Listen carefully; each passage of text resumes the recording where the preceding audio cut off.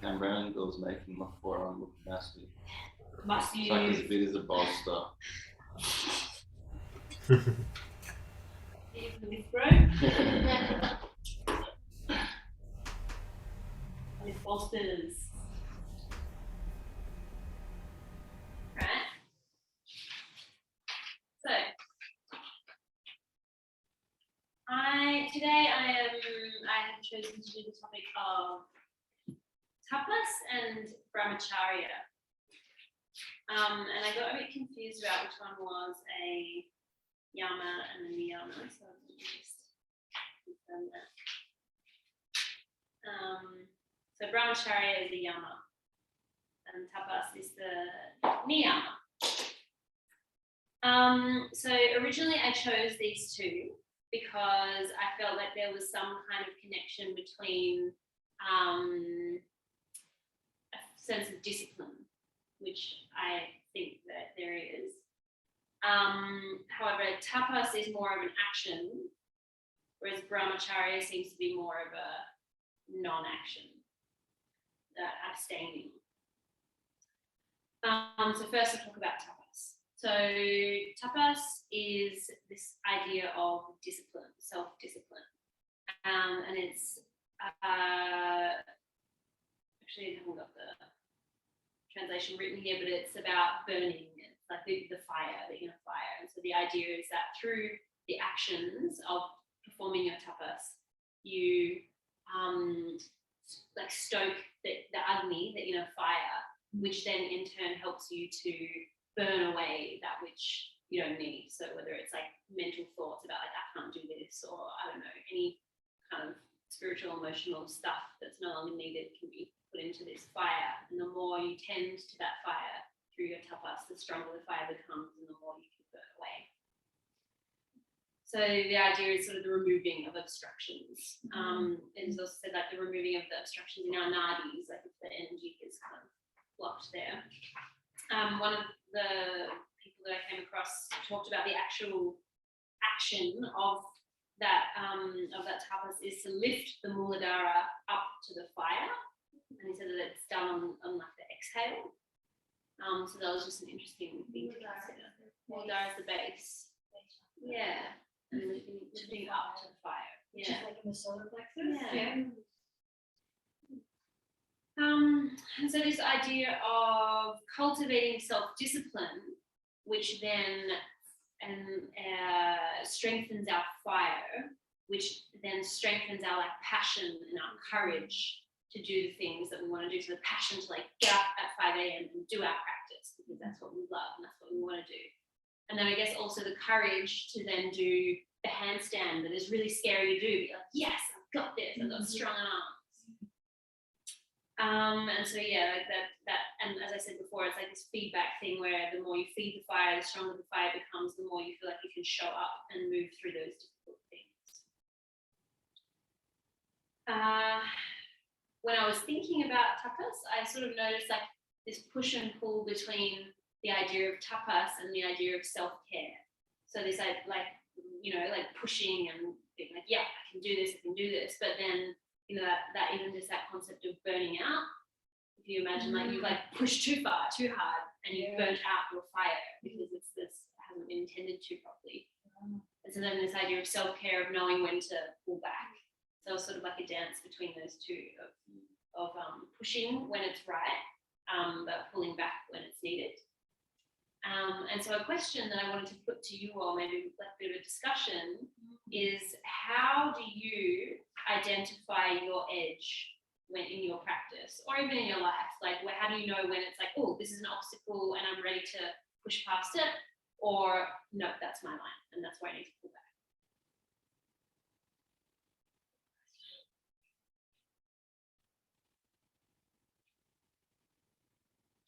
I would say when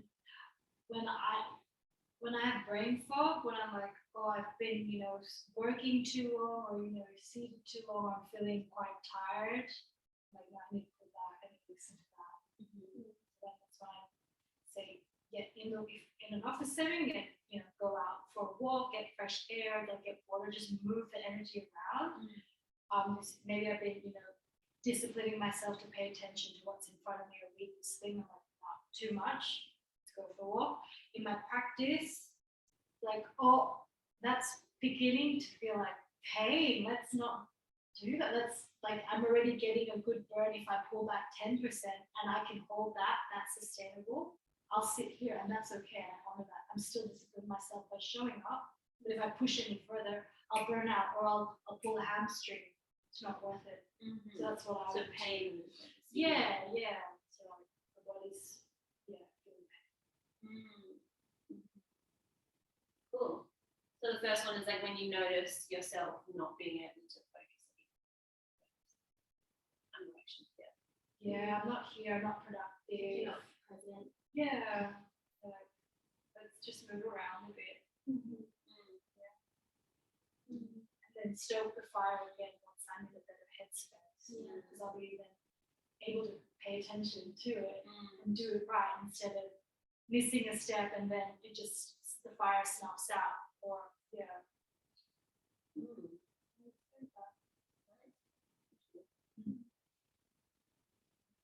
Yeah, I feel like in a work setting, actually even in like yoga in my practice, I can always recognize that's happening when something I'm really passionate about and I feel ultra confident about, I start to feel not very confident about it, start to question the decision, and it's usually because I'm doing too many things around, like I'm not, I've just like overcommitted to doing too many things, and I think, and I'm not giving it the required time it needs, even though it's something I'm so confident. I normally feel so confident about doing. Yeah, that's kind of what I was talking to you before about. Like, I love yoga school and yoga training, and it's something I've just felt so ready to do and so confident about. But at the very moment, I just overcommitted myself to too many things, and I'm not giving it the required time I need to or like I was before, for it to feel like, for me to feel very right and confident about it. So, I did have a moment last week where I was like, maybe it's not the right time, and I'm like, no, it is the right time. It's absolutely the right time. It's the first time I thought that, and I knew I was just thinking that because I was doing too many things. I was starting to lose confidence. This decision, it's like one of the very few things I felt very confident about doing, very sure about. And so I think, just like losing confidence in something is usually a sign to me that, I'm like, overcommitted, overextending, pull back. Yeah. Thank you. Good question. Yeah, it's a tricky one. I've constantly deal with overcommitting and burning out. So now I realise I just got to just take on a couple of jobs, give them like my time that they need, because I always underestimate. I'm like optimistic. I'm like, I can get this done. I'll get it done. And really it takes twice as long. So I've kind of just pick a couple of things that are most important and do those with like all my heart until they're done, until they're completely done. Instead of like trying to be like, like halfway through and be like, all right, make sure I got something lined up after. I don't do that anymore. I just kind of focus on one thing, get it done, and then the next there'll be another job there. Like this. It's like some trust. Yeah. Some trust. Yeah. What comes next? That's been good. What about in your practice? In my practice, I guess I've been kind of conscious in if I've had like a big day at work that I don't do a vinyasa class after, because I've noticed that it wears me out even more, and I'll just do like a restorative class, a yin instead kind of thing. Just not pushing myself, not forcing it, just doing what feels right.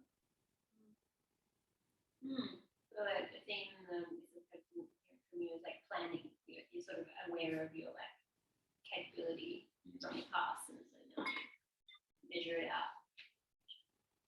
Like, don't have enough left in the bank for a vinyasa class tonight. Yeah, definitely, yeah. So listen to your body 100%. Where sometimes you're like, oh, it'll be alright, but now I'm just like, no.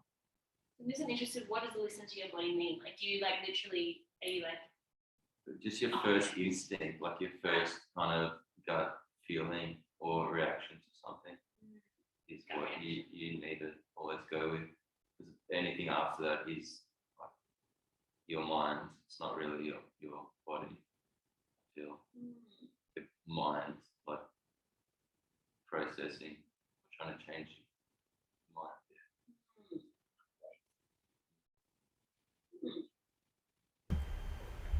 Great discussion there, guys. What I would like to add was is when I mean that's the aim of this task is to sort of pick those individual yamas and niyamas and just elaborate on them, which is what we're doing beautifully. But sometimes we need to take that different perspective again as well. For example, when it comes to the niyamas,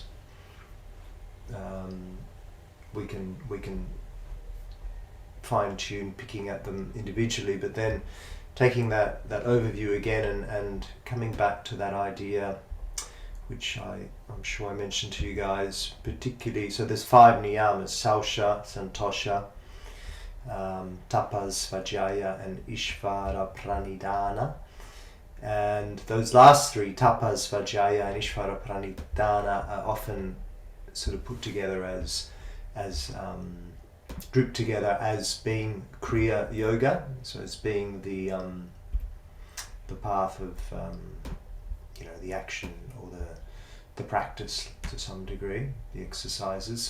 So the tapas in that sense is the discipline, is the action, is us making that effort, but that really then needs to be balanced off, particularly with that last one, Ishvara Pranidhana, which is surrendering to the higher power, the sort of bhakti element. So I think it's just even your question there, Rosie, like when do you know whether you've reached your edge? I think when you acknowledge that, well, I'll make the effort, but I'm going to balance it out with that surrender as well. And it's sort of like, I guess, the essence of those two. For me, the essence of tapas is effort, and the essence of Ishvara Pranidhana is surrender. And that effort and surrender is kind of like, it's almost like the two polarities right there. So finding that balance, it's the yin and yang. It's finding that balance between the two that creates the perfect place within us. Cool, thank you for your reflection. And Matt, do you have anything to add about how you know when you're reaching your edge? Well, physically, I mean, I like to think of it, I like to consider it more on that physical level of the actual practice, let's say, when we come to the mat. For me, it's really just when listening to the body, when the body's saying, that's too much. So whether it's just finding that threshold of going into, like what we talk about even in yin, the edge of like, any further than that, I'm going to start hurting myself. But understanding that changes from day to day. That edge is constantly shifting. There's no absolute. It depends on what's going on each and every day. Yeah, and that's something that came through my research, was about how tapas doesn't mean like doing 50 push-ups every single day. It's like sometimes just showing up at the mat is the tapas. So So yeah, it's not about like harshness. It's something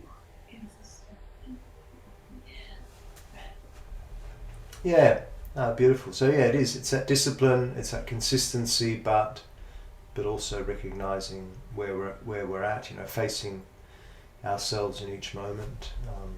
You know, putting that mirror there to ourselves. Like, where are you today? How are you feeling today in this moment? Is it the time for 50 push-ups, or is our tapas more? Maybe we just need to do some breath work or whatever we're feeling is the right thing for us in the moment. Yeah, and I just realized that in this actual activity just now we're exploring tapas Vajrayana, and the last one, because it's the exploring the yin and the yang, but then also the self-inquiry is what we're doing. Yeah, exactly. Yeah, it's Vajrayana, the self-inquiry aspect, which gives us that allows us to work out what that edge is in the moment, tuning into what's going on. Yeah. Well, something else that I discovered in this was then like a recommendation of how to cultivate that fire is to actually slow down the practice. It can be tempting to be like, oh, I've got to do like vinyasas or whatever, but actually like do everything slower, turn the core on. And that will like stoke the inner fire, especially because the core of the fire is here. And also one person recommended Kapalabhati breath.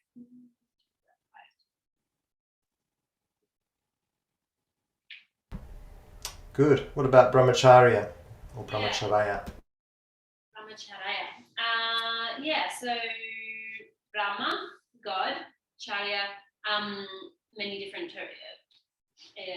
translations that I found, but like to follow or behavior, so behavior, to follow God or behavior of God.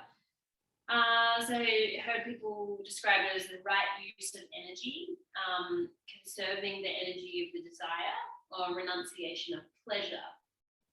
And that one doesn't sound very nice at the beginning. It's like, oh, but digging kind of deeper about like why that is, it's this idea that we are seeking joy, and if we create the pathway to our joy via things that are external to us, we are kind of like latching onto our limitations, because those external things are not within us, they can't be controlled by us, and ultimately we'll lose everything that we love.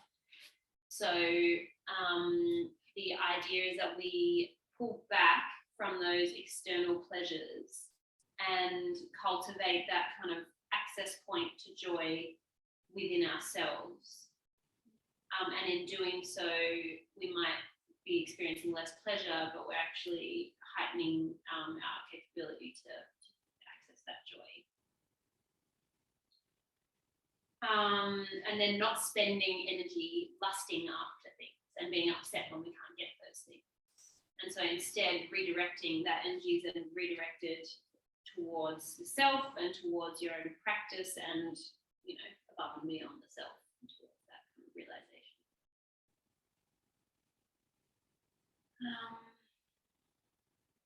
So that's sort of like a broader thing.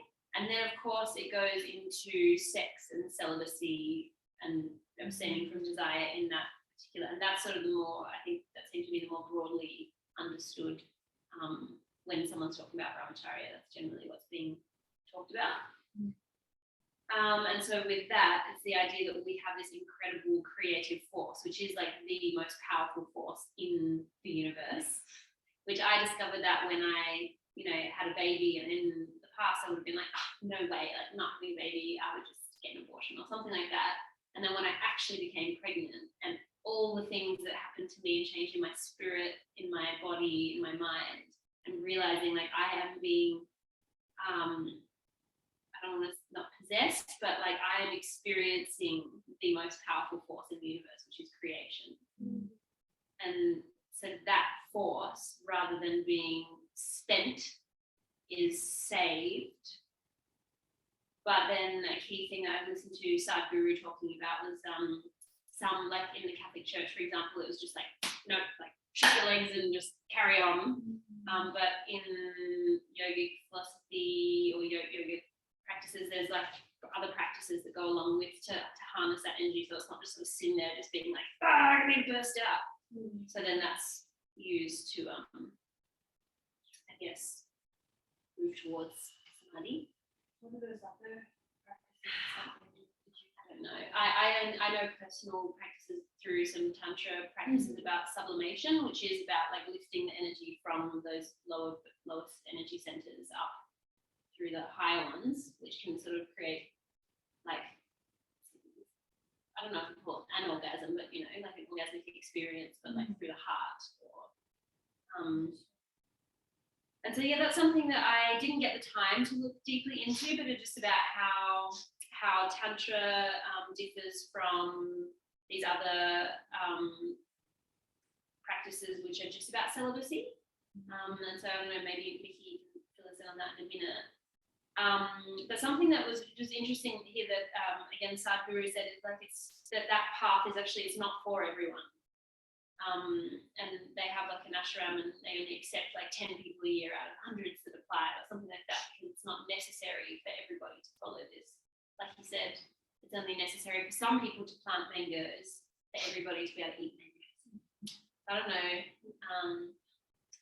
Yeah, and then that kind of brought on another more of a reflection about this path, the 8-limb path, as being the only path and whether or not that's the truth. And I don't know, it doesn't claim to be the only path, and I don't think it's the only path. And that just helped me to realize that because it can be like, oh, I've got to do this thing. But it's like, well, actually, no, this is one of the prescribed steps on this path, but there's other paths to take to ultimately the same place. Yeah. I'm going to pause there. Good.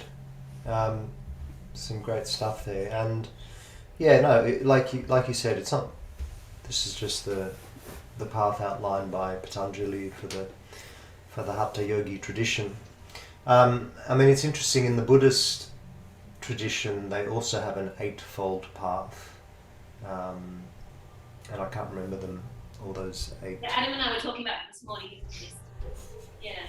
Yeah, but I can't remember what they are right now off the top of my head. But it's similar, but a little bit different. Just slightly different to Patanjali's method. But yeah, no, you're absolutely right. There's no absolute path. This is just the yogi path outlined by Patanjali. And even within the different paths of yoga, the different streams, it's not absolute that it has to be that sequence of events. But it is an honourable path, and it's the path that we're studying, and it doesn't mean that you have to make that your religion, but at least while we're studying it, to consider it. And it's definitely I think it's definitely a good path to follow. It's got some beautiful insights into how to get there, how to be, because we're already there really, essentially, but how to realize that. And with some of the practices of like you mentioned, some of the tantric practices to sublimate or to be able to transmute that sexual energy. Like even within that within the 8 limbs of yoga, I would say that pranayama is in a sense that it's there's different aspects of pranayama, there's different types of pranayama, but there is this sense of working with pranayama through our stronger rhythms, through our bandhas, of actually lifting up that energy from the base chakra up to the higher chakras, and so even Tantra itself is kind of like, in a sense, it's a focus on that. It's a focus on that, on the pranayama itself, which then gets expanded upon and maybe called different things, but you know, at its roots, that's really they're the traditional rhythms that are working on opening up the chakras, aligning with the Kundalini energy, you know, using these rhythms to be able to awaken and move that energy, and ultimately transmute it. Sorry about jumping thought level, but one more question about is how does Tantra fit within this 8-limb framework, or does it? Well, it does, in the sense that Tantra it's, you know, sometimes we would say, it depends on which way we're looking at it, but Tantra and Hatha, you could almost put them as the one thing, that they are the one and the same. Hatha, in a sense, comes from Tantra. Like I often talk about, you know, all the yogas that we do come under the umbrella of Hatha, all the different types of yoga that focus on the physical, but then Hatha itself could be put within the umbrella of Tantra, and so Tantra and Hatha are one and the same in a sense. Yeah. So then how does Tantra and this idea of celibacy interact?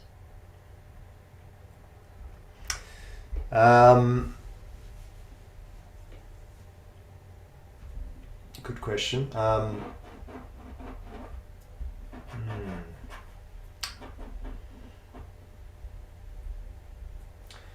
I suppose the idea of Tantra is ultimately to I guess to work on, you know, what one of the aspects of Tantra is to work on this Kundalini energy. It's like, it's one of the big focuses of Tantra, and so is Hatha. So that's where they become one and the same in a sense. But then there are different ways in which we can awaken that energy. Yeah. So within Tantra itself, there's different methods, I guess. Is that the left hand and the right hand? Yeah. Yeah, that's one way that it's been called. What's the left hand and the right hand? Yeah, what's that? Yeah, I really don't know a whole lot about that, so I can't tell you off the top of my head. But I'm assuming it's one is to potentially use is to work with sexual energy, like together with a partner. So using a sexual practice to create that connection between two people, to ignite the Kundalini energy. But then the other way is to do it solo, without having to rely on another person.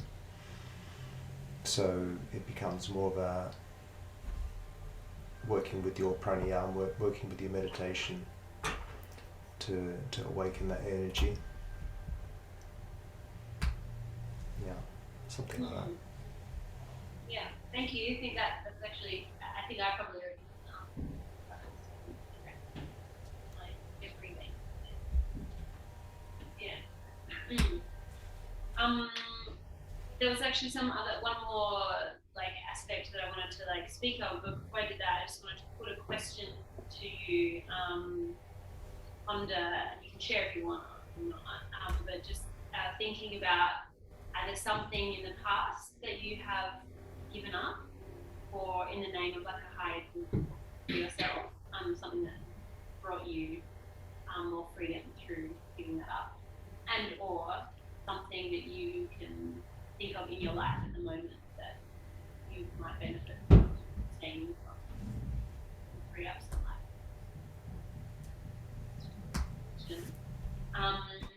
And a reflection, so in my process of doing this research, I found it, there was a lack of female people speaking about the topic. Both tapas and brunch. More brahmacharya. And that I found difficult. And as I dug into what was difficult for me, I realized that there is a few things interacting. One is that we're in a time, sort of feels like we're coming out of a time, but still very much in a time where sexual shame is just so huge in our culture, probably in Indian culture. I don't really know, but I do know my female Indian friends are very, repressed in many ways. And so there's that kind of element which makes me wary. Then there's sort of the whole history, and we spoke about this yesterday, about like the colonization and the use of sex and women's bodies and sexual violence that has been perpetrated against women collectively, that kind of I guess I'm aware of. And then there's the actual gold in the practice.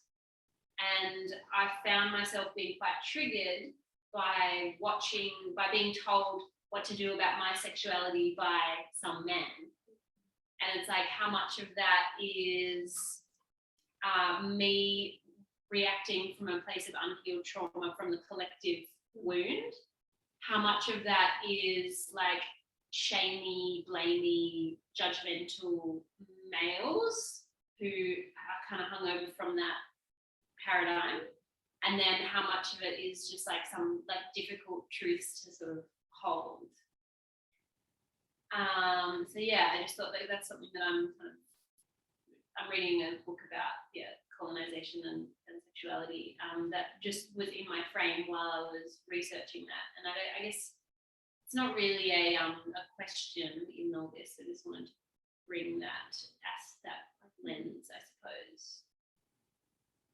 Yeah, so if anyone has any reflection.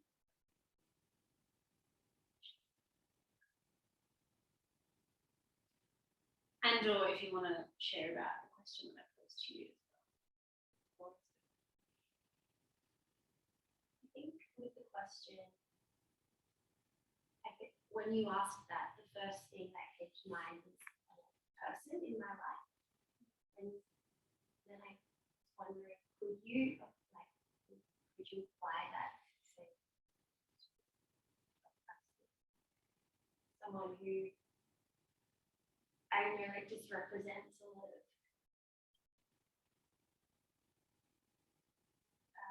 just someone I feel like I need to abstain from, because they just suck up a lot of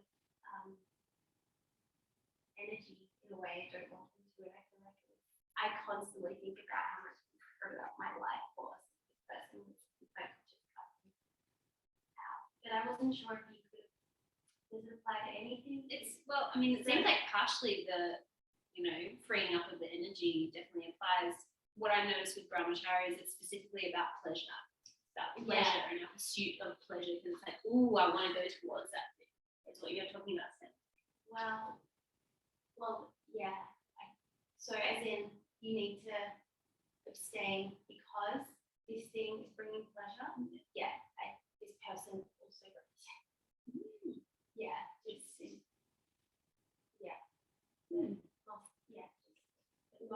in a good way and in a not good way. That but it's tricky to chop it off. easily on there.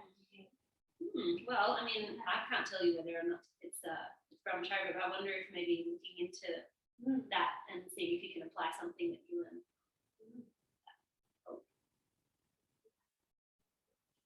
Yeah.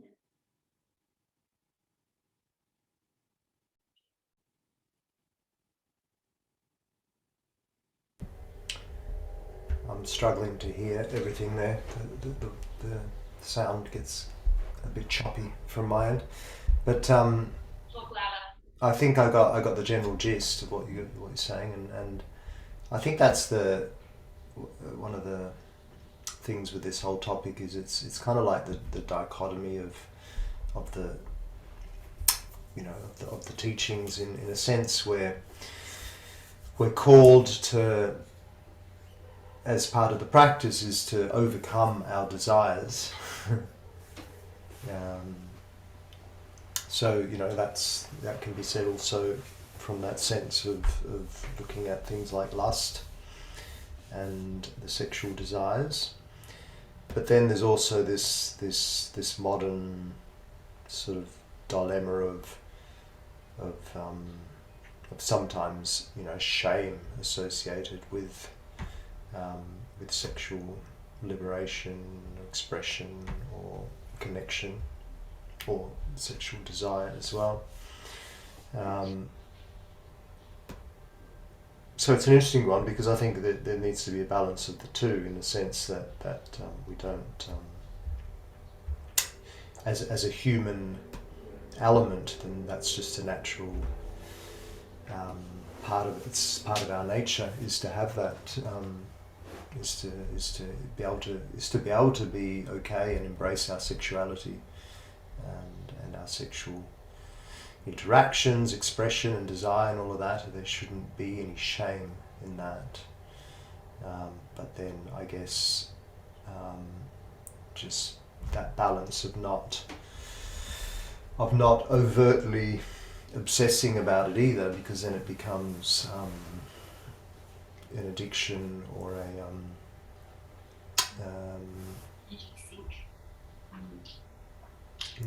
it becomes something that we over obsess about, obsessive compulsive sort of thing.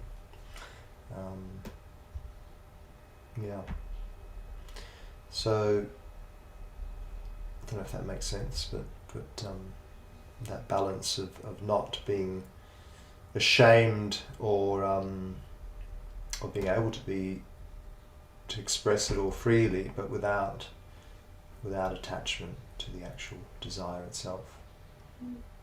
Yeah, because now I think about it, shame is one of the emotions associated with the lower Muladhara. Yeah, so when it's out of balance, then that's what comes up. So when we're strong in our Muladhara, we should be good and confident and happy and secure and feel okay to be expressive and acknowledge our sexuality without that shame. But just being careful not for it to become an egoic part of that expression, that then it leads into lust and overt desire. Yeah, and the shame part is the part that I found tricky. Like, just as an example, again, that Bhakti yogi guy that came, was like fornicating like dogs in the street, there's this horrible shamey language that was like, and that's where I kind of think about the predominantly masculine male teachers in positions of power preaching about these things that not always and not everyone, but that's just like it's tricky terrain. Absolutely.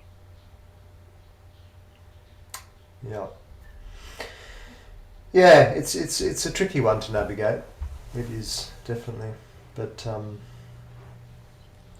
think it's good to have these discussions. Yeah. anyone else have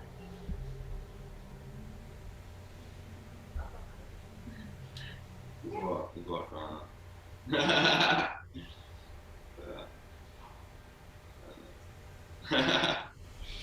It definitely resonates, it just reminds me of my like relationship with my ex-girlfriend. Yeah. I don't know what to share with it. It's like such a balance of like what's the desire and the lust and what's like can be like hurtful. You know, it's like like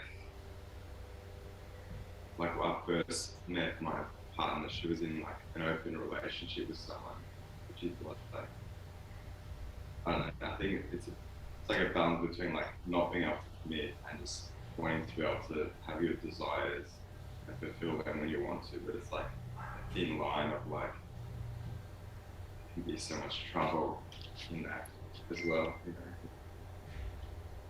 So do you think there was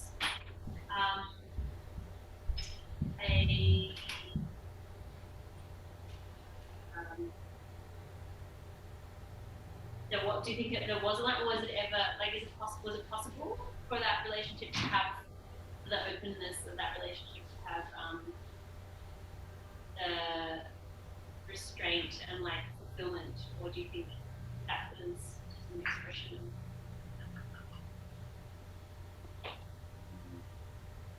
I don't know.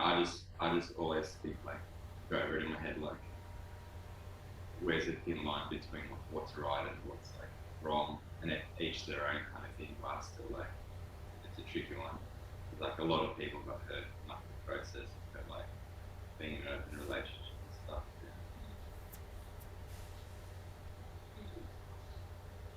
yeah, open relating is definitely an interesting thing to another interesting topic which I'm not qualified to talk about. Yeah.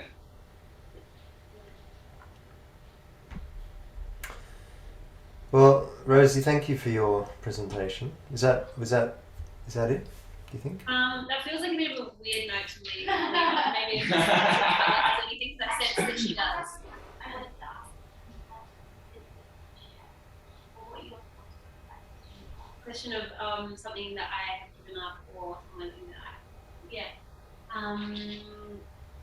yeah, definitely.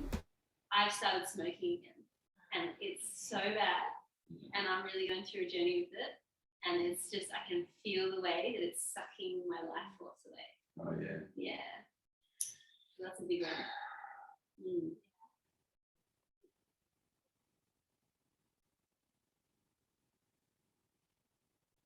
It feels good to be able to say that rather than be like shameful about it. Yeah. Like the addiction aspect of it takes you away. Yeah. Well, all of it, you know, it's like it's so bad. You know, I get up at 5 a.m. and do like a really solid practice. Yeah. And then I have a cigarette later, and then it's like back down to like feeling kind of crap, or you know, rather than being like yeah. It sounds like you're here for life. That's right, and that's the dance too between that discipline of like must not, you know, like white knuckles holding on, like not gonna do it, and then it's like oh, I'm gonna do it, and then like oh, guilt and shame. Yeah. Like no, I'm not gonna no guilt and shame. No. Be gentle, but then it's like oh, just be gentle with myself. It's cool. Have another one because it's just being gentle. So yeah, I guess tough enough self-care. There's a dance there, isn't it? Like, yeah. Sometimes the self-care is not to shame and guilt. And just I haven't worked that one out. I'll let you know. Stay tuned. That's the journey.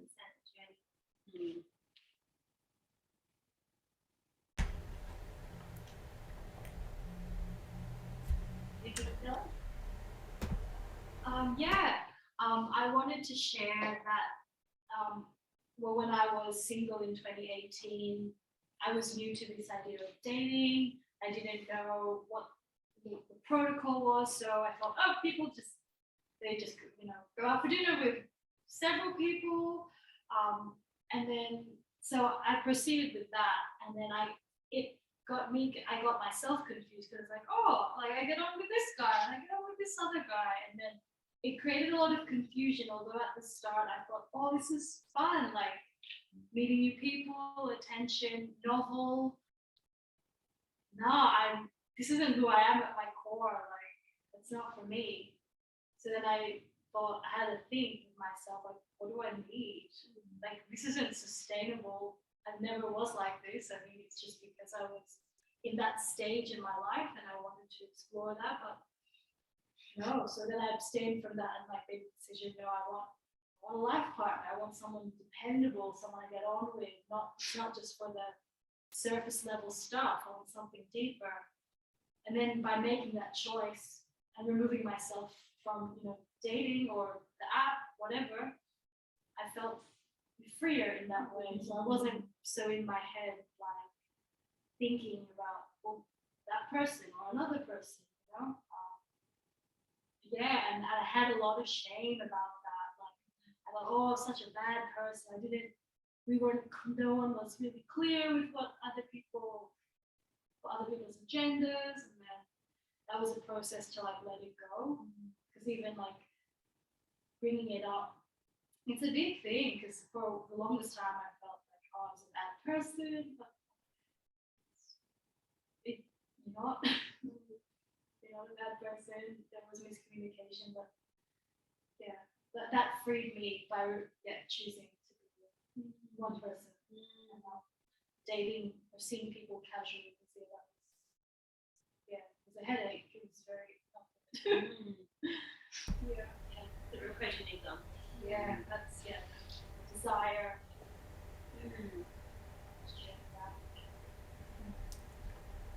But in that sense, it was a process that you had to go through to be able to find that right partner. Don't you? Yeah, exactly. It was necessary, and I learned a lot from that. So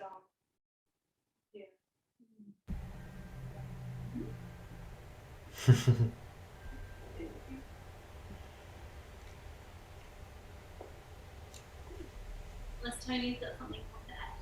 No. It's all been covered. Okay, done. Case closed. There's a mind and heart war there as well. along the way. Yeah. No free lunch. yeah, Um, no.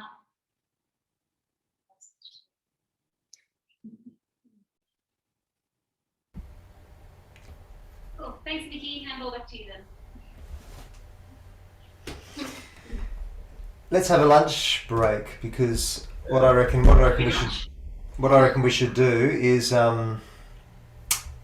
just because normally we would break about this time after you've done your class. So let's have a lunch break, come back, and then we'll get stuck straight into the meditation, the rest of the meditation lecture, and let's just see how we go with time. Maybe we'll skip the class today, depending on how long the meditation part takes. If we can fit it in at the end, then we'll do it. If not, we'll just do it next week. Okay? Good. So 1:35. Can we be back at 2:20? Yeah, set an alarm. Oh yeah, also Mickey can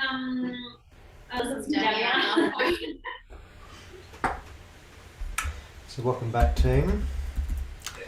What I thought we could do is start by having a look again at this book here. Does anyone happen to have that with them? There is a copy. There should be a copy also in the box.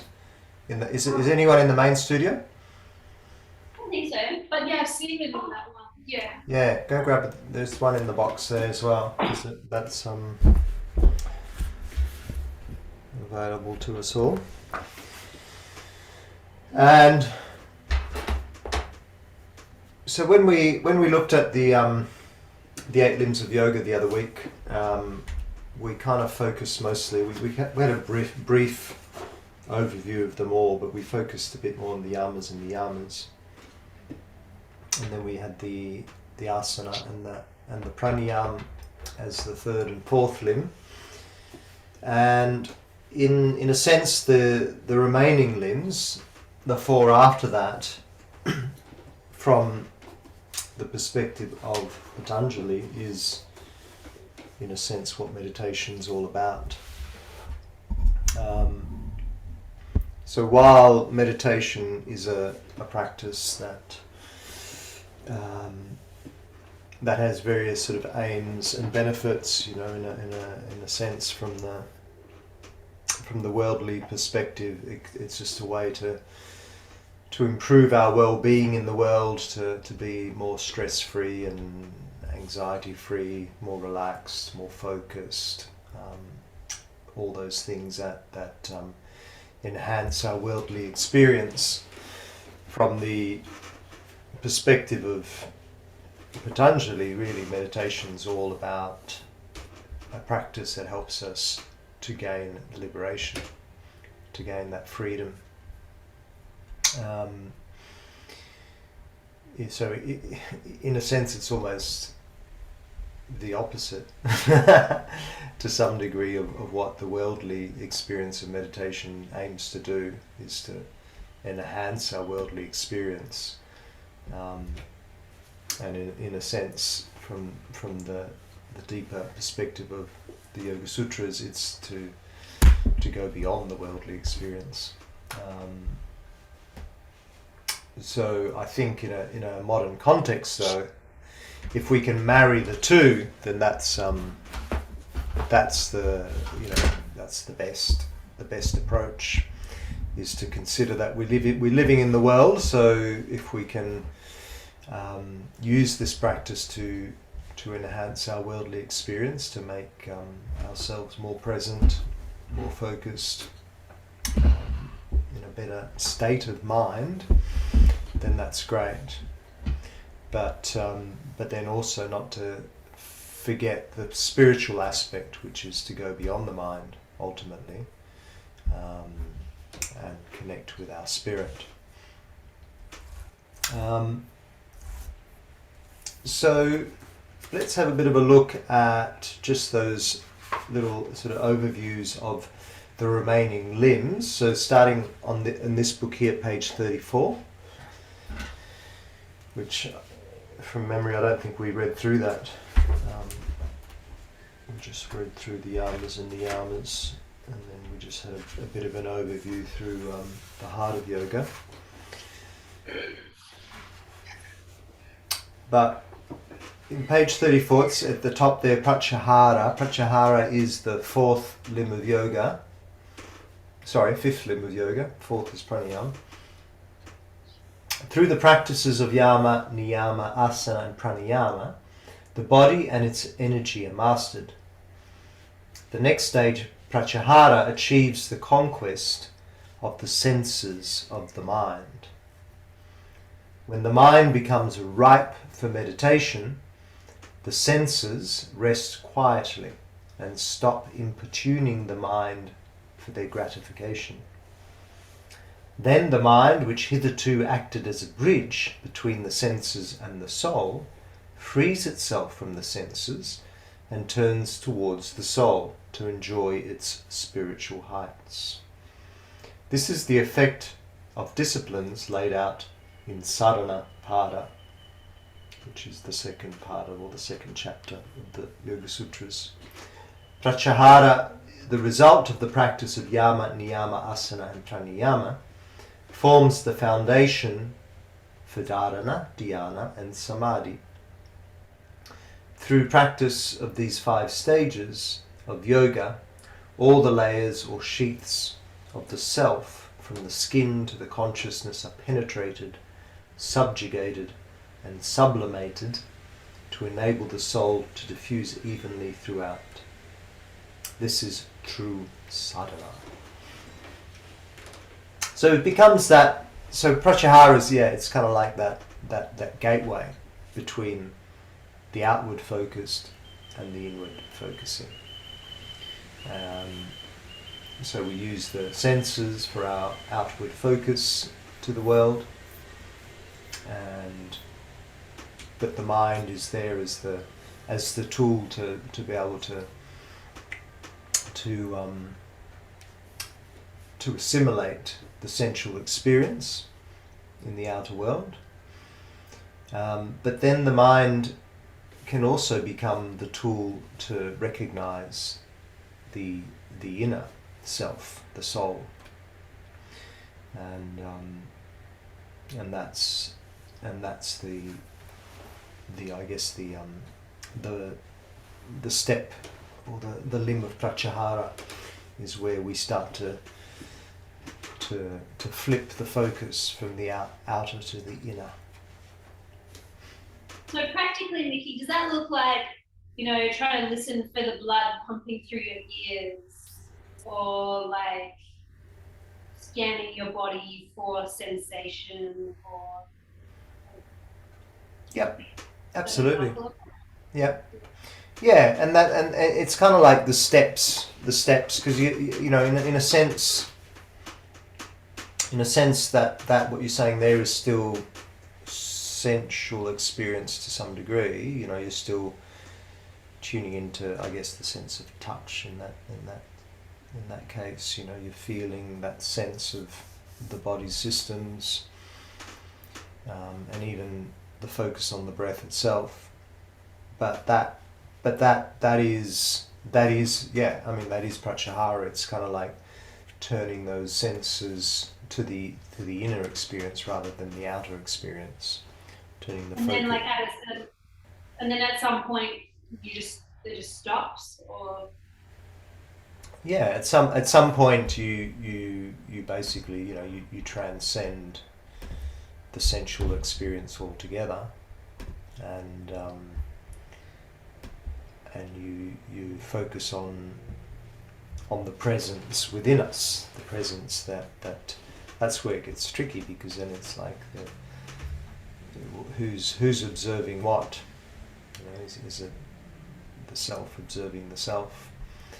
And because we're using our minds to intellectualize it, or to I guess to note the observance, there's always a sense of you're in your mind to some degree, but then ultimately that's where when I said dharana, dhyana, and samadhi is like that triangle and relationship with the circle is the subject-object relationship of observing the object, and then ultimately merging with the object of observation. But yeah, this will explain a bit more as we read on. So this is where in the Yoga Sutras it moves into the next pada. So remember that the first pada is the overview, the second pada is kind of like the sadhana, the practice, focused on the yama, niyama, asana and pranayama. And then the vibhuti pada is when we start to work with those other, the samayama, which is the dharana, dhyana, and samadhi trio of limbs. So in Samadhi Pada, Patanjali explains why the intelligence is hazy, sluggish, and dull, and gives practical disciplines to minimize and finally eliminate the dross which clouds it. Through these, the sadhaka develops a clear head and an untamed mind, and his senses of perception are then naturally tamed and subdued. The sadhaka's intelligence and consciousness can now become fit instruments for meditation on the soul. In Vibhuti-pada, Patanjali first shows the sadhaka the need to integrate the intelligence, ego, and I principle. He then guides him in the subtle disciplines: concentration, dharana, meditation, dhyana, and total absorption, samadhi. With their help, the intelligence, ego, and I principle are sublimated. This may lead either to the release of various supernatural powers or to self-realization.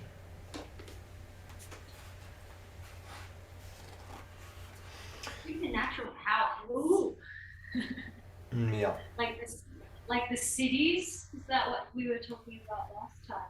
Yes, absolutely. The city. So if we just skip over quickly to, if you go to the next page, page 36, it says properties of yoga. So this is like the list of the type of cities that a yogi can gain through this practice. So if we can just go through just a couple of those, but look at that. Number 1, he begins to know the past and future.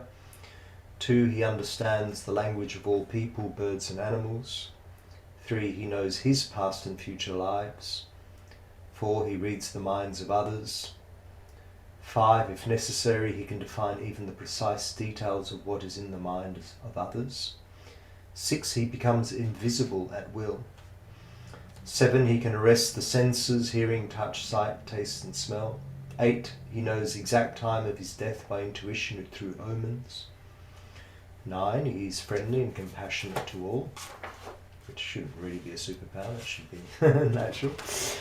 10, he becomes strong as an elephant and his movements are as graceful as a peacock. 11, he clearly sees objects near and far, gross and fine and concealed. 12, he knows the working of the solar system. 13, he knows the functions of the lunar system and through that the position of the galaxies. 14, he reads the movements of stars from the pole star and predicts world events. And so on and so on. There's 34 there altogether. And then there's a cautionary chapter after that saying, well, hold on a sec, but, like if you get caught up in these cities, then that becomes actually your downfall, because in a sense these cities that they receive can become like a test of their ego. If you get caught up in that, then that just amplifies the egoic nature, and you fall off the path. Did I miss something about these cities? Like, is this for real? Like, something? As in these like powers under this. He can So- levitate. Well, yeah. I mean, this is what happens. These cities, through the deep sadhana and through the practice, when we start to, let's say, awaken, then the cities often arrive, and it's not like you receive them all. Usually, it's just maybe one city, or it could be a combination of cities. But they're kind of like a sign that, okay, you're finally tapping into your power in a sense. But this is where it gets a bit almost incredulous, because we're like, hold on a sec, that sounds a bit like, a supernatural movie. This stuff doesn't really happen, does it? But yeah, it does actually. It does actually really happen. But the thing is, we don't hear about it because you don't talk about it. As soon as you start talking about it, then you're basically you're straying from the path. You're letting that city boost your ego, and then it's almost like a fall from grace. So the idea is that if the city happens, it's a good sign, but you kind of just ignore the city, because it's not the ultimate liberation. The city is not the liberation. The city is just a sign. It's a sign along the way that you're almost there, in the sense of that greater freedom, liberation, kaivalya, which is the last pada in the Yoga Sutras, Kaivalya, which is the ultimate freedom and liberation, the ultimate sort of samadhi and awakening. So yeah, I mean, I can tell you that, for example, my teacher Clive, who you've heard about before, and who, yeah, he'll be online next month, so you can, I'll send you the link if you want to check in with Clive next month. But he received the Siddhi of healing when he had his awakening, so he talks about everything now, because I guess it's almost like in a post, like, not, wouldn't do it while it was happening, but in hindsight, I guess, as a way to share his story and educate us. But he talks about that when he had his initial kind of, it was through his Kundalini awakening, then he received the Siddhi of healing. So he was basically, he didn't realize it, but it just happened when he started touching people, connecting people. It was almost like he had this incredible transmission that went through them and healed them. And then sort of word got about, and so people would come and see him, and he'd touch them, and he'd healed whatever their issues were. Isn't that like when you say word got about and people would come to see him? Isn't that like, I'm just reading the caution section of the book? Yeah, absolutely. That is where so what happened was basically, it's not like he was advertising, not like he was saying, hey everyone, come and see me, I've got this healing power, putting ads in the paper or whatever.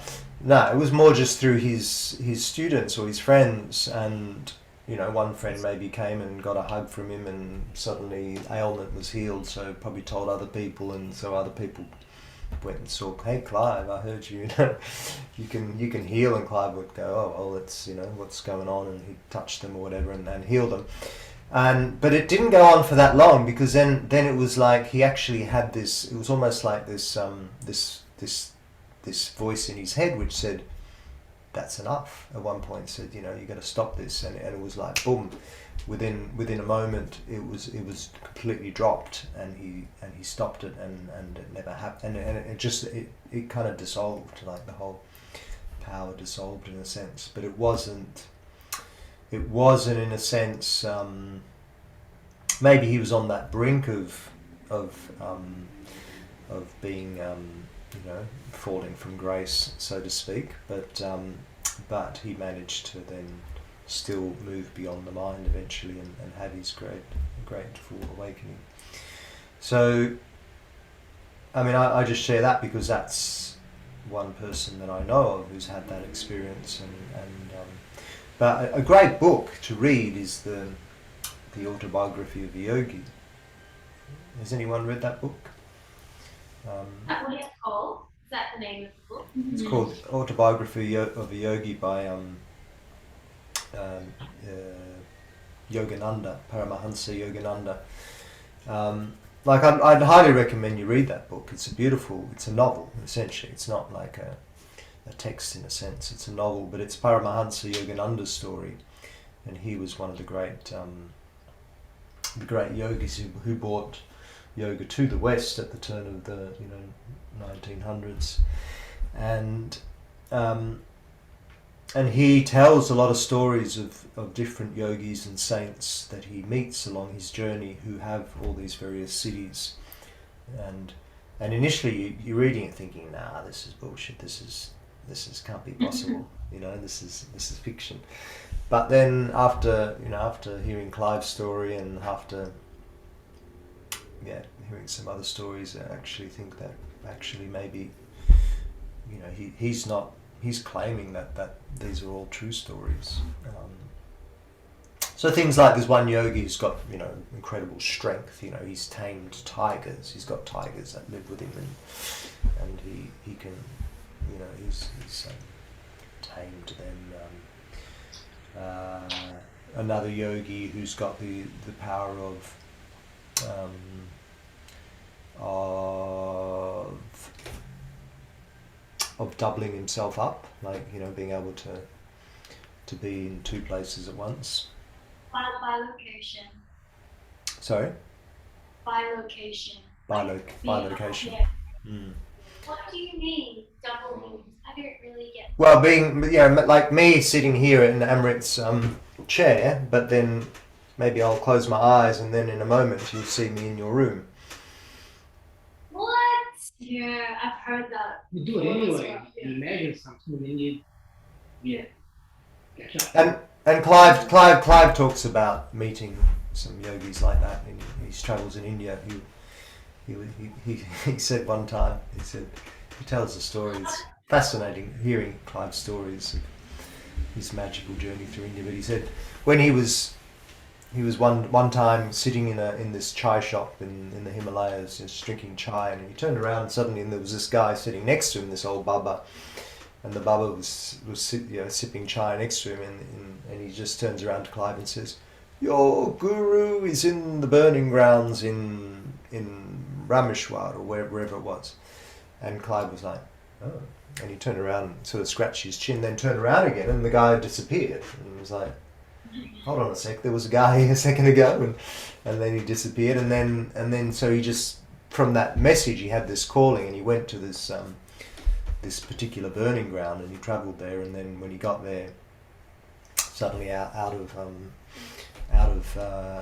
this little hut, this guy came out, sort of chasing people away with his stick, and he immediately recognised him as his guru, and that became Clive's They've never guru. met before. They've No. never met before. No, he just got this message from the guy, from the Baba that appeared and disappeared in the chai shop, and then and the guy and the guru, when he saw Clive, he says, "Oh, I've been waiting for you." It's you know.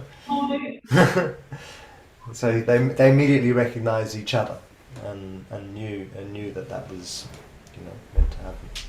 So yeah, let's not get too hung up on this, but it is, of course, it's fascinating and How do you spell city in this context? CITTI, right? CIDDHI. Sorry, SSIDDHI. City. Oh, I mean, yeah. But yeah, have a read of that book if you're interested in these kind of stories. Then the autobiography. I mean, it's kind of like a really inspiring book to read anyway, as yoga teaches to be. I think I would put it high up on my books to read list. The Autobiography of a Yogi. I've got the book. I just need to start reading it, Mickey. I've got so many. You know, when you're like, "Oh, that book," and then I'm like, "Okay, one thing at a time." It looks like a good book. Really juicy one. I know. Me too. I tend to just start books and never finish them. That's my problem. But I read that one from front to back, from cover to back. I was really, when I got into that, I was really intrigued, really drawn in. So back to this book here, back to page 34 at the bottom, Samayana. So Samayana, so Sadhana is the first 5 limbs, let's say, Sadhana, and then the last 3 limbs is Samayama. So sadhana is the practice, let's say, that brings us to Samayama. So Patanjali begins this pada with dharana, concentration, and points out some places within and outside the body to be used by the seeker for concentration and contemplation. If dharana is maintained steadily, it flows into dhyana, the meditation. When the meditator and the object meditated upon become one, dhyana flows into samadhi. Thus, dharana, dhyana, and samadhi are interconnected. This integration is called by Patanjali samayama. Through samayama, the intelligence, ego, and sense of individuality withdraw into their seed. Then the sadhaka's intelligence shines brilliantly within with the luster of wisdom, and his understanding is enlightened. He turns his attention to a progressive exploration of the core of his being, the soul. So yeah, that's the interrelationship between those three limbs: subject, object, relationship, connection, and ultimately dissolution of separation.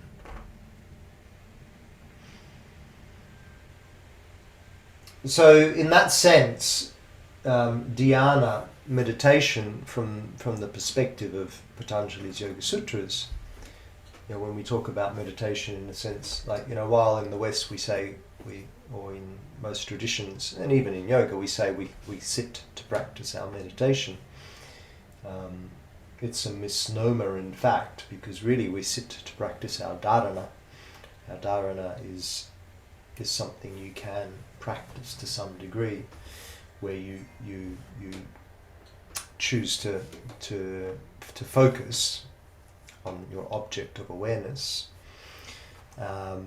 But the meditation is when that flow happens between the object in awareness and the subject. And that flow is in fact the meditation. So you can't really sit, you can sit with the aim of achieving that flow, but you don't sit practicing that flow, in a sense. It's all relative to how we want to speak and explain this. But from that perspective of the Yoga Sutras, really meditation is not something you sit and practice. You practice dharana, which is the means to achieve that flow, that connection, which is the meditation.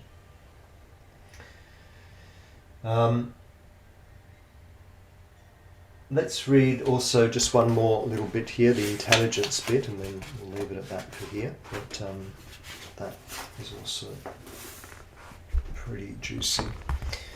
So intelligence, having defined the subtle facets of man's nature as intelligence, ego, the I principle, and the inner self, Patanjali analyzes them one by one to reveal their hidden content. He begins with the intellectual brain, which oscillates between one-pointed and scattered attention. If the sadhaka, and sadhaka is the student or the practitioner, does not recollect how, where, and when his attention became disconnected from the object contemplated, he becomes a wanderer. His intelligence remains untrained. By careful observation and reflection on the qualities of the intelligence, the sadhaka distinguishes between its multifaceted and its one-pointed manifestation, and between the restless and silent states. To help him, Patanjali explains how the discriminative faculty can be used to control emerging thought, to suppress the emergence of thought waves, and to observe the appearance of moments of silence. If the sadhaka observes and holds these intermittent periods of silence, he experiences a state of restfulness. If this is deliberately prolonged, the stream of tranquility will flow without disturbance. So in a sense, this is the practice of witnessing awareness. So witnessing and acknowledging thoughts that arise, but at the same time not getting caught up in those thoughts. So a thought arises, we witness, acknowledge the thought, but then we let it go, and ultimately then recognize the gaps, the space, the silence between the thoughts. It's funny because the recognition of the silence is the thing that breaks the silence. Like, that's true. Yeah. Well, that's the tricky part. Is when when you're abiding in the silence, then that's kind of it. But in the sense that when the discriminative mind comes in and recognizes the silence, then in a sense the silence is gone, because the discrimination has happened. It's like, whoa, okay, silence. But hey, there's a voice commenting on the silence.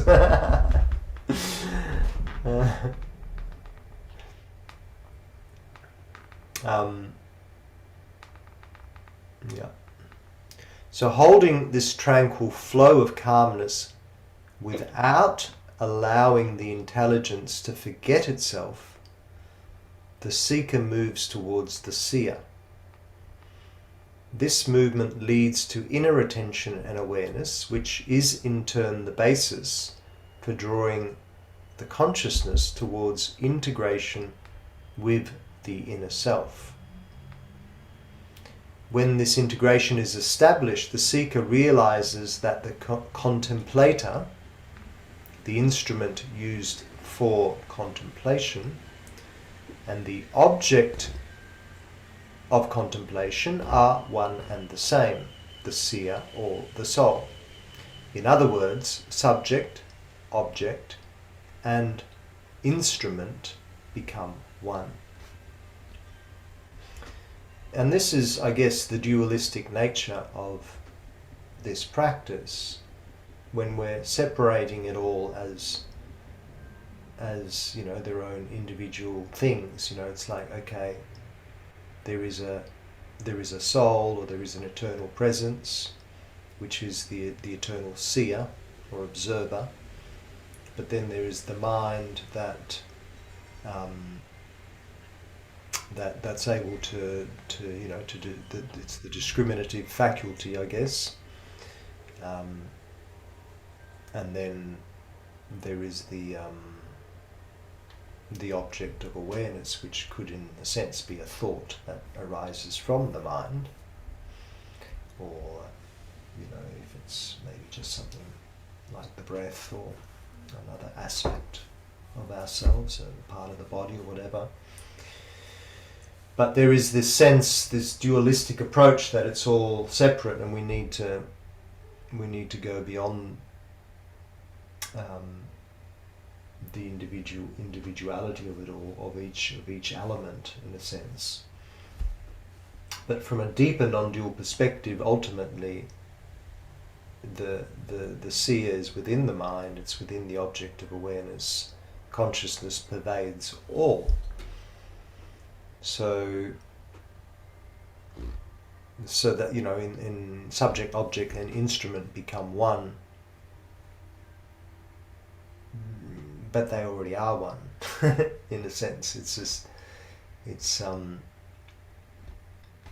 going beyond the separation of seeing them as individual elements or separate elements. Bringing the intelligence, buddhi is intelligence, the intellectual part of the mind, to a refined, tranquil steadiness is dharana. When this is achieved, buddhi is reabsorbed by a process of involution into the consciousness, citta is consciousness, whose inherent expression is a sharp awareness but without focus. This is dhyana. The discrimination and unwinking observation, which are properties of buddhi, must constantly be ready to prevent consciousness from clouding and dhyana from slipping away. Buddhi is the activator of pure citta. It's all a bit confusing, isn't it, that part there? Let's read that again. Bringing the intelligence, buddhi, to a refined, tranquil steadiness is dharana. So dharana is when we focus on an object of awareness. So what is focusing is the intelligence, the buddhi, to a refined, tranquil state. So when this is achieved, when the intelligence is not, essentially the intellectual mind is not intellectualizing the connection, the focus, or the steadiness, because as soon as we start to think, oh, am I nearly there? Have I got this? Or there's another thought about dinner and all the various distractions. Then the steadiness isn't achieved. But when in that moment of okay, I'm just focusing purely on my breath right now, and the breath is all I can see, all I can feel. In that moment of connection, the intellect, is reabsorbed into the consciousness. And the expression of the consciousness is this sharp awareness. Awareness without focus. So the focus is the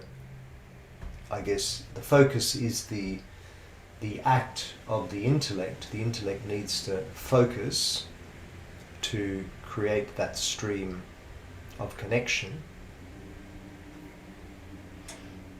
And then once that connection is achieved, it's almost like then that intellect is reabsorbed into the awareness itself, into consciousness, which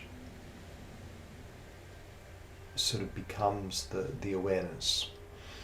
And that is when it becomes dhyana. So it's, back to samayana, dharana maintains if maintained steadily, flows into dhyana, meditation.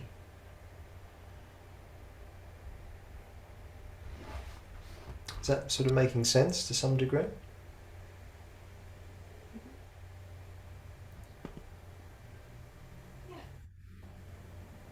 Bit confusing, but I think I get the general gist of it.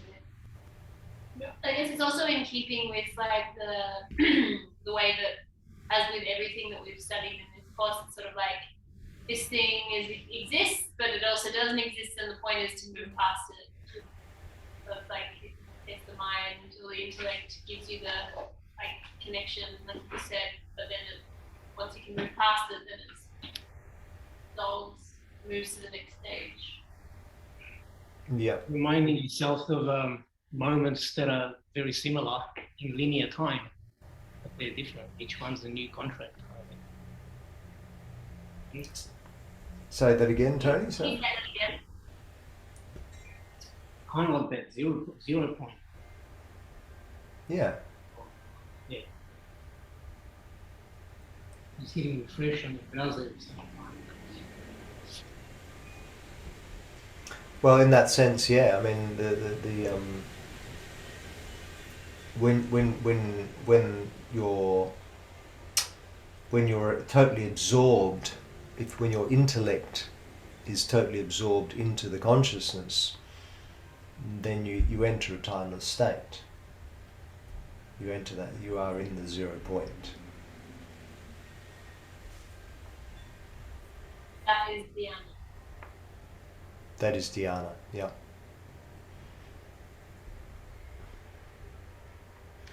The discrimination and unwinking observation, which are properties of buddhi, must constantly be ready to prevent consciousness from clouding and dhyana from slipping away. Buddhi is the activator of pure chitta.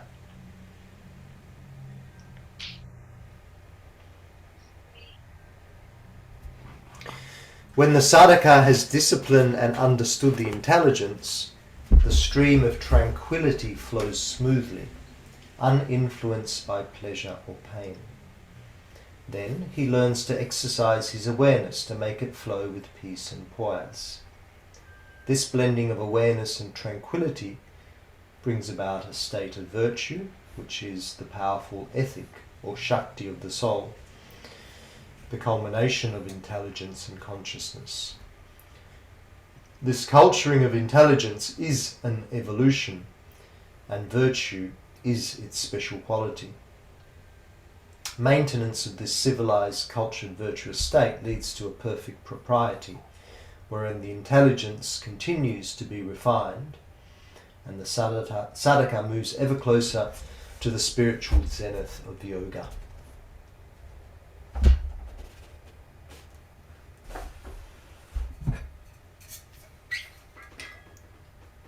I'm gonna have to go through that one again.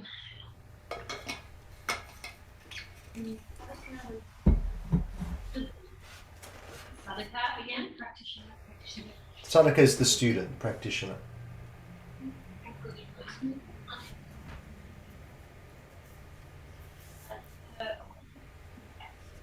Make it slowly, please. It's just kind of saying that the what's the result of that connection, is that once that stream of tranquility flows smoothly, then this blending of awareness and tranquility brings about the state of virtue, which is the powerful ethic or Shakti of the soul. What does that mean, the Shakti of the soul? Shakti, in like feminine energy? So Shakti is let's say the personalized prana within us. It's our connection to nature. It's at the force of nature within us. So let's say Shakti is the essence. It's often seen as the feminine. When they talk about maybe Shiva and Shakti, Shiva is the consciousness itself, and Shakti is the force, is the power, the movement, that which then expresses the creative potential to bring into being, into manifestation. All the creative aspects of the manifest world are brought about. They're imbued with consciousness, but it's the Shakti is the force. It's the movement. It's the evolution of that of nature. So all of nature, everything within the natural world is, all its movement is moved by Shakti, and within us we have that, of course, as well. So our Shakti is our creative force, often seen as the Kundalini energy as well. That's the Kundalini energy is essentially the Shakti energy that's compressed and within our base chakra.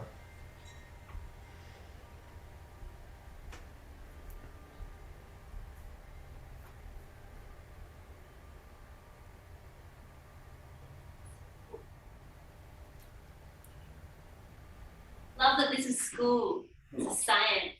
Science class.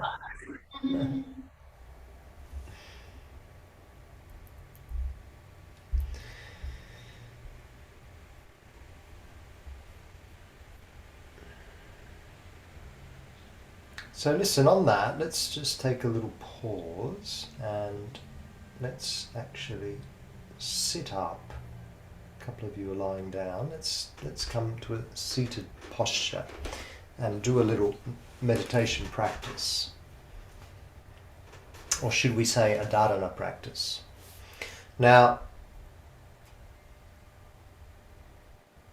while we talk about it from that perspective of the Yoga Sutras, okay, so we've got the dharana, finding that point to focus, the dhyana, is that stream of focus has been achieved, and then the dissolution of that separation is ultimately the samadhi state. We still need to have some kind of technique, so to speak. I mean, like I said before, ultimately just sitting and practicing a meditation practice that we could call witnessing awareness is in itself a technique, so to speak. So it's just implying that where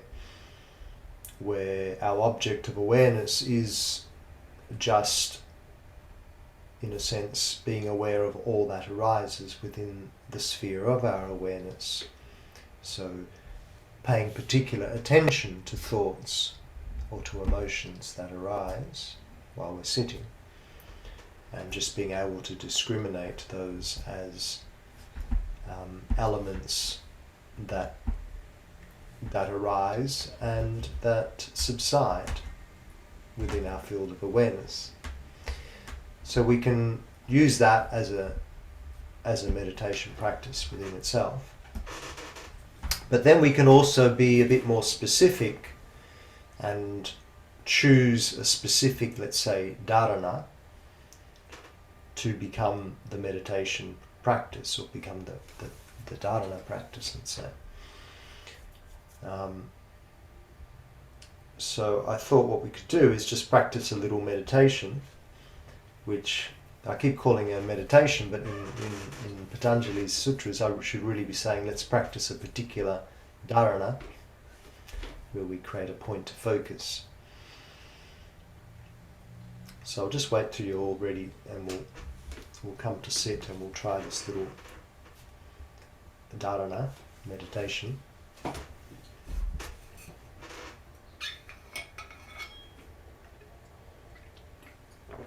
And for this particular exercise, the idea is to give the mind a task to keep it focused upon. So that in itself becomes our dharana. It's the task at hand. Has Rosie gone up? Oh, there she is. I'm here. Sorry, I really had to pee and That's all right. So we're all present, we're all here, we've got our phones and books away, we're sitting up. And let's have this little practice, yeah? So let's start just by closing our eyes. Make sure you're sitting comfortably. So within our sitting practice, always attention to our posture. We want to make sure that we're sitting up nice and tall, and sometimes it helps to sit a little higher. So if you feel you need to sit up on a cushion or a bolster, then go ahead and give yourself that support. But then close the eyes and start by just deepening your breath, and the breath itself could be our object of awareness that we focus upon.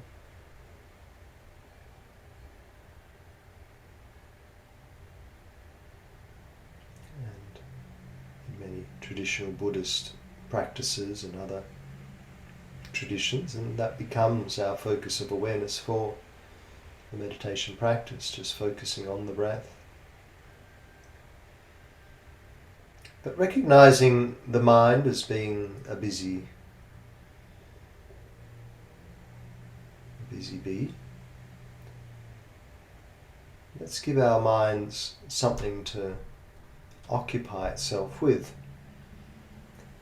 So this is actually a Buddhist practice, a Buddhist meditation practice called a Buddhist counting meditation. So it's pretty simple. The idea is that we're just going to count in our minds inside. We're going to count, but we're going to count backwards. Counting forwards, we can kind of do that almost unconsciously to some degree. But when we count backwards, we have to keep an awareness, keep a focus to the count itself. so that we don't get lost. So there's our aim, is to create that dharana. That dharana is on the count itself. So we're going to start from 100 and count all the way backwards, 100, 99, 98. In our heads, in our own time, count backwards all the way to 1. And along the way, if we get lost in our count, then obviously we've been distracted somewhat, so we then start again. So at any point you get lost, you start again.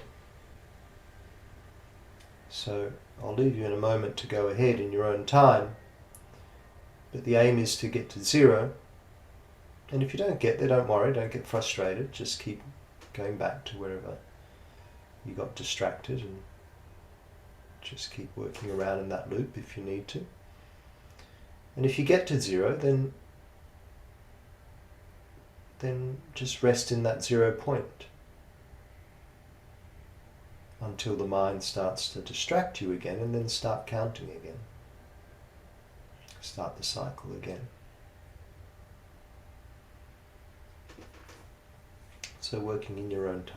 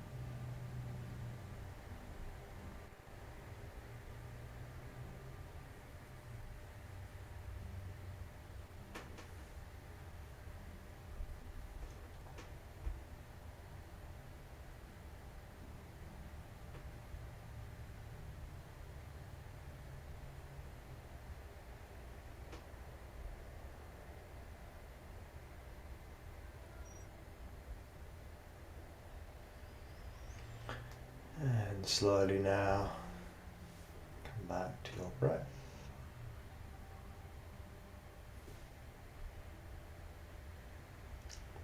Come back to your body, and when you're ready, blink the eyes back open.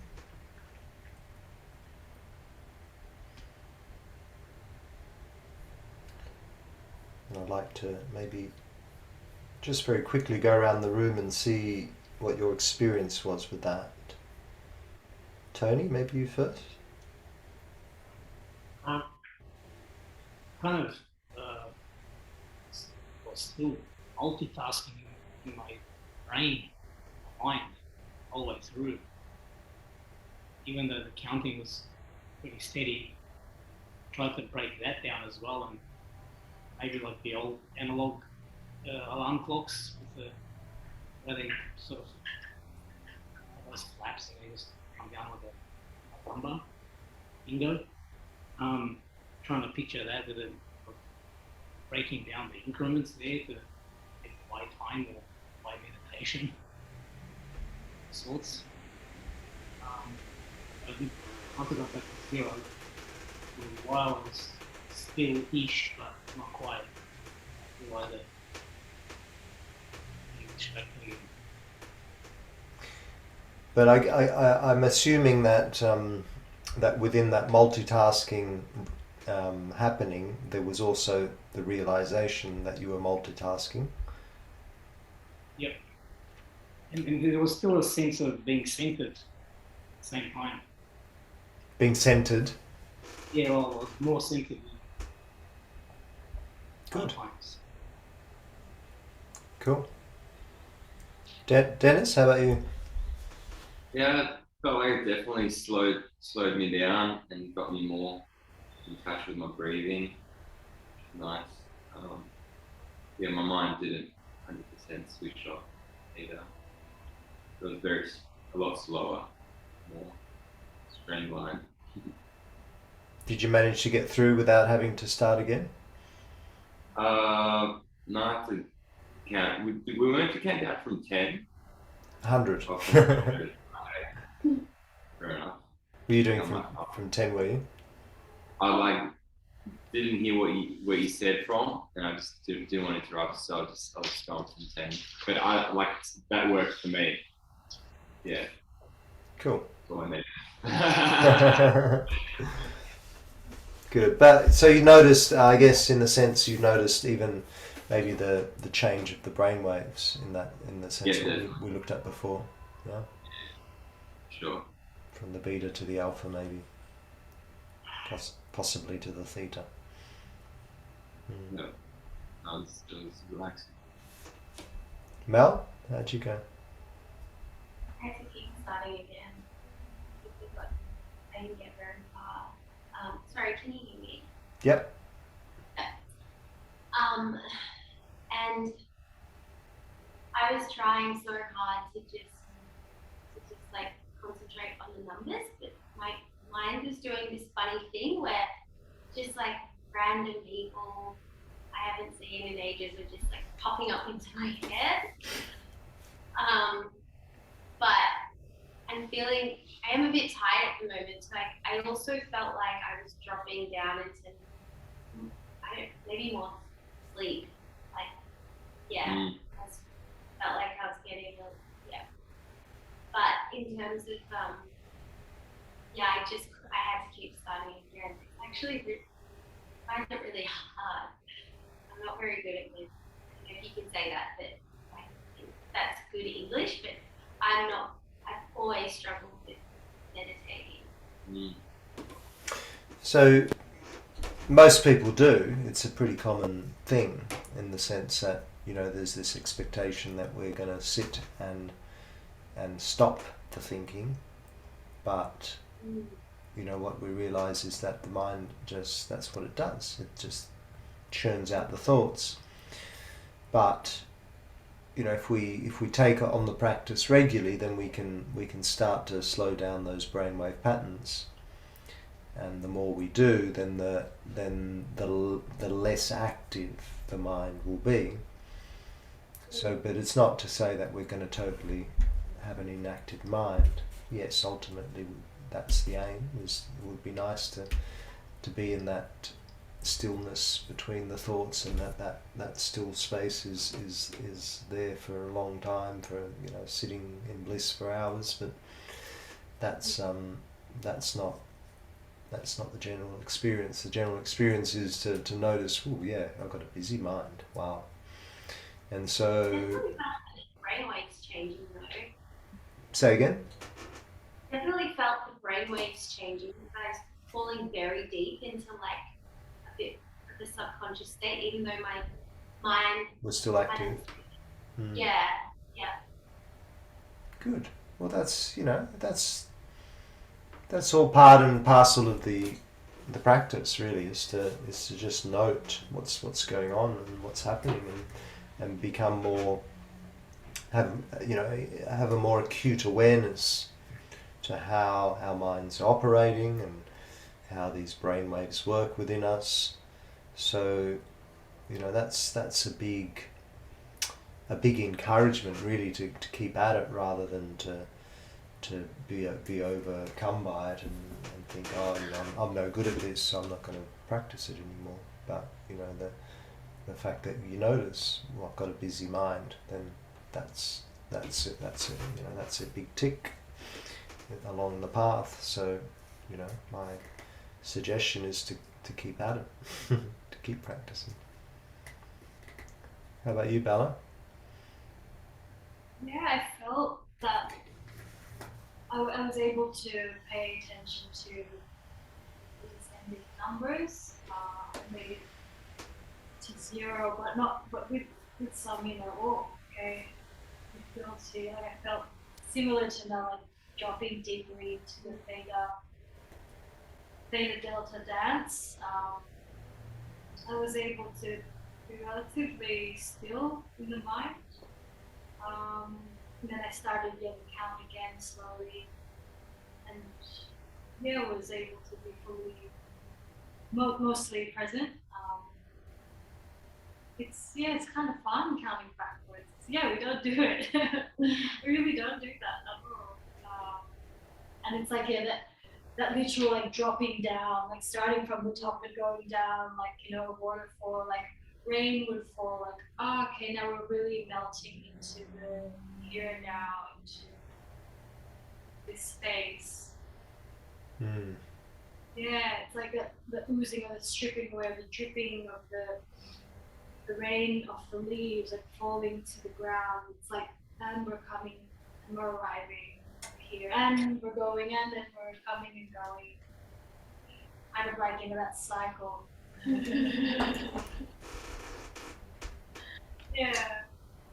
Fantastic, Bella. Yeah, and look, that's one nice thing about doing something like that, like a counting meditation, or we can even be even more visual, more kind of like a what do you call it? Not a visual meditation. What's the word? Visualization. A visualization. Yeah. So a visualization meditation is often a really nice way for helping us to drop into those different states through the guidance of what we're visualizing. So you can create a whole story, I guess, inside your head, where you got to be careful that it doesn't become getting lost in the mind again. But if the purpose is to drop us into deeper states of awareness, then that actually can be a good way to do it, because often just sitting and looking for that blank screen is pretty tricky, pretty difficult for most people, because we do have an overactive minds. So yeah, that's where something like a visualization meditation can be really a useful way to at least begin our meditation practice, because it gives the mind something more solid to focus on, to get involved in, even if it is a whole scenario inside the head. But at least there is that sense of data, and okay, we're creating So, for example, there's the 21 steps meditation. That have I done that with you guys? 21 steps before. I would have done it in Yin, I think, with you, Bella. Did I do it in the Yin? Oh, okay, yeah, that one. Yeah. Yeah. So maybe we'll see if we've got time to do that one. But that's a really beautiful way in which you can take people into a whole adventure in a sense. But you know, it doesn't have to. You can be creative and make up your own story to a certain degree, as long as there's an element of rhyme or reason as to why you're choosing a certain visualization. But yeah, Rosie, how did you go? I had to laugh at myself. Like I got kind of like competitive with myself about being able to do the assigned task. And then I would have a giggle at that, and I noticed that feeling come up. In the past, I would have judged it and like, shut up, stop, why are you doing that? I'm like, hey, no, wait, you shouldn't be talking. Shh, but that didn't. It was just like a giggle and a okay, shh, no.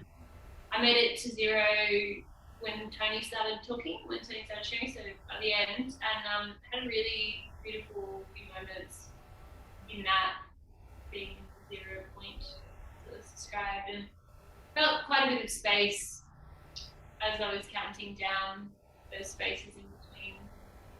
I feel like I had a pretty big breakthrough in the front of Vinyasa class with Amy yesterday, and since then I've found my mind has been a lot more still. Wonderful. That's great.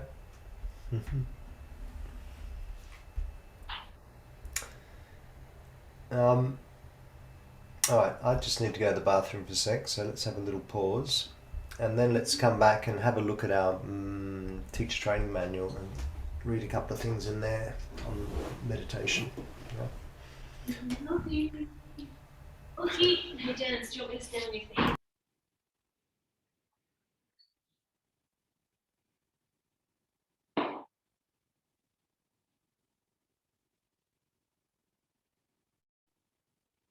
You're on mute. Hello, is everybody back? Yeah.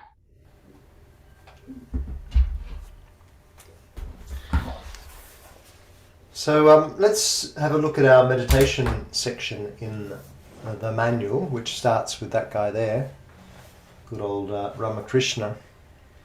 So it's kind of just before, it's at the end of the first section, like just before the asana section. Have we all got that? That page there? What's the? This guy. I think. What's the What? page number? I don't have the pages on mine. So it's about, it's sort of just past the halfway mark of the book. And what's the section called? Meditation. Ah, that's what we're doing.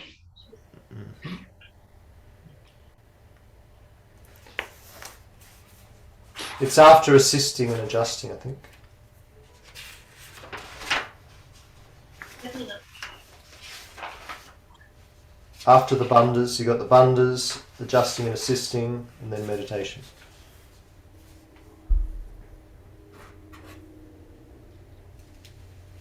Yeah, got it. Where Sri Ramakrishna says, in the scriptures you will find the way to realize God, but after getting all the information about the path, you must begin to work. Only then can you attain your goal. So meditation comes from the same root word as the word medicine. Meditation is medicine. Meditation is a growth because a growth comes from the total. It's not an addition. It cannot be added to you. It grows from out of you. Meditation is an adventure into the unknown. Meditation is to be no thought, no emotion, just sheer delight. Meditation is to witness. Meditation is to watch, to not interfere, manipulate, change, like or dislike. Meditation is not Hindi or yogi or religious. It's not a method nor a technique. It's a growth of awareness of your life force out of your total living. It comes. It comes from nowhere because universal existence in this state is the state of joy. It cannot be done. It's not a doing. As it's the state of harmony that is already existing, it's the nature of our blissful intrinsic self.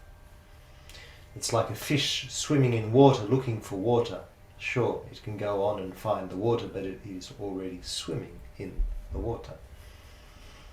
Meditation offers the ability to go into relax versus our majority of thought in our culture is to go out to have fun. In Hatha Yoga, Patanjali's 8 limbs of Ashtanga Yoga path, he believes meditation becomes the byproduct of your concentration. Dharana, the 6th limb of yoga, is holding or concentration and refers to the ability to focus exclusively on one object. Dhyana is the 7th of the 8 limbs of yoga.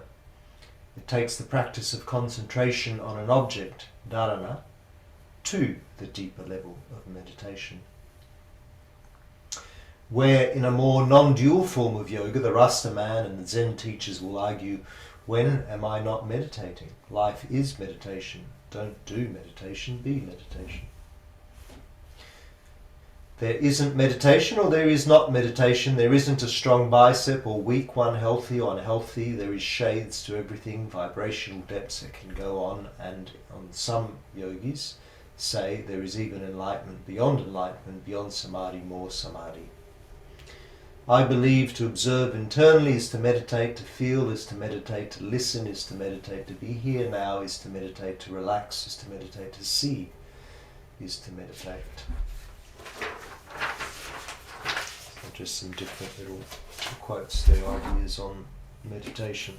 So here is a list, not extensive, not absolute, but a list of some types of meditation. So there are Buddhist techniques such as a Zazen, a Zen meditation, a Vipassana meditation, mindfulness meditation, loving kindness or metta meditation. Has anyone here ever tried Vipassana? Anyone ever done the Vipassana retreat? No? Yeah. Yeah. That waiting list though. What was that? Sorry. It gets booked up so quickly, and like it's just like okay, Or especially the women's one, like and the newbies one, like so many people want to do it. So I'm like checking, like oh, it's full. But hopefully, like this year, it'd be cool to do it together. Like, how powerful would that be? Check what Trinity is doing a 1-day one on Sunday. At Muriel. No. So generally the Vipassana, you have to start by doing I believe you have to do a 10-day one. That's the first one, so you've got to do 10 days. And it's silence, so it's silence for the whole 10 days. No talking, no chit-chatting. Have you done it, Nikki? I've done it in Thailand, yeah. Done it a couple of times in Thailand. Wonderful, I love it. I think it's amazing because I don't know, for me it's absolute bliss not to have to speak to anyone for 10 days. It's really nice. But yeah, it's amazing because you really start to notice the busyness of the mind. I mean, we do even just when we do these little practices here, but when you're just you by yourself the whole time, 10 days, and sitting the whole time, most of the time practicing meditation, just awareness of the breath, awareness of thoughts arising, and you notice, really start to notice the busyness and the qualities of the mind. But like all things, you can have your moments of transcending it, and it can be really blissful and beautiful. And then moments where you just want to give up and run away. Or like punch the person who's got a runny nose next to you. Yeah. Do you have to be cross-legged the entire time, or can you like sort of shift? Or Well, you're encouraged to be still. No. But you know, and that's part of the practice, is to try and go beyond the sensations as well, the distractions of the sensations of the body. So, you know, if there's a twitch, if there's a pain, just try to ignore it. You get a bolster? But yeah, I mean, look, ultimately, some people will be sitting on chairs even, you know, if you can't comfortably sit cross-legged, you can't force that, obviously. How often do you break? It's been a while since I've done it, so I can't remember the exact rhythm, but it was something like, you know, generally the meditations you sit for like an hour and a half, something like that, and then there's a break, something like that, an hour and a half from memory. Then, so you'll do an early morning one for an hour and a half. The beautiful one about the Thailand one is that you actually then you do the early morning 1 hour and a half or something. Then then you actually can practice some asana. There's an asana practice. There's a choice. The one that I went to, there was a choice of either asana or tai chi as a physical practice. And I know the Goenka Vipassana. So the Thailand one is I forget his name, the Thai monk, sort of devised by him. So it's still, I think, related to the Goenka in a degree, but it's his own version.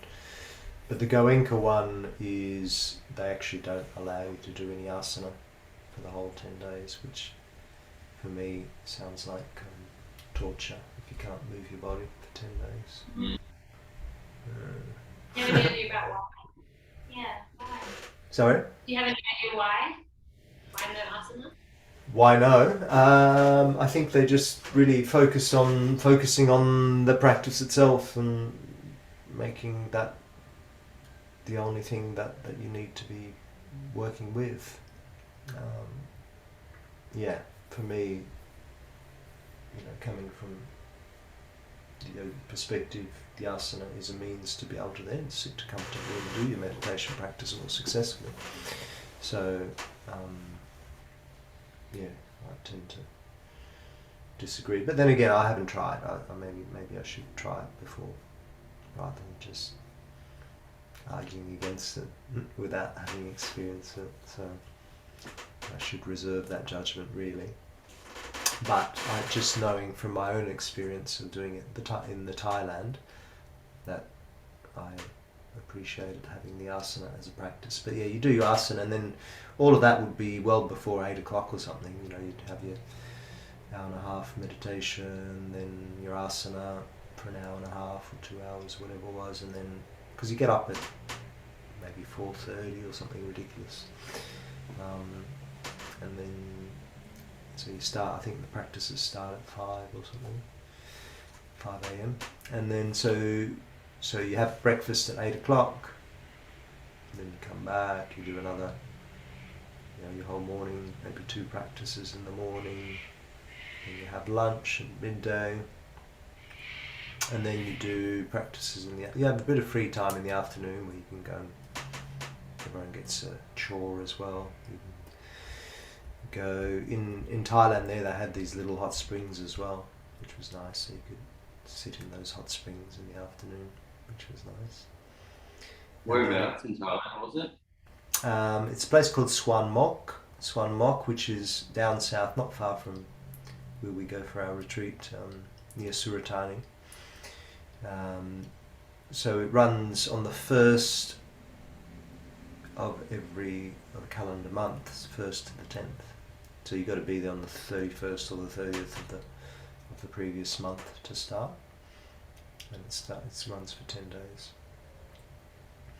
And with the silence, sorry, just with the silence, is it so you can't speak to anyone, and can you not make any sound with your? The idea to also not make any sound with your mouth, like even to yourself, or like how strict is it? Pretty much, yeah. You can't like hum or sing to yourself, or like when you're alone. I mean, not around other people. No, the idea is no singing, not even any reading. You're not even meant to read. Yeah. So the idea is to just be with the practice. That's fully what you're doing the whole time, in silence with the practice. On the third day or something, you get the chance to talk to one of the teachers. Third or fourth day or something, you can have a chit chat with one of the teachers if you need to, if you want to check in, I guess. That third, fourth day is usually quite a difficult one, I think. A lot of people leave. That's when it really begins. But yeah, you're right. And then then the afternoon they have a nice. Usually they have like a walking meditation, and then also then you do some chanting.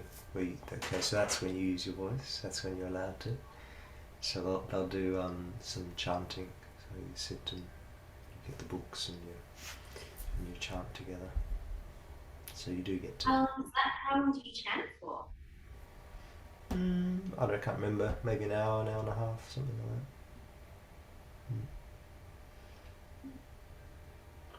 that. In Pali, that was from memory. Pali is like the equivalent of Sanskrit. It's like comes from Sanskrit. It's like the Thai ancient language of Thailand. It's quite similar to Sanskrit.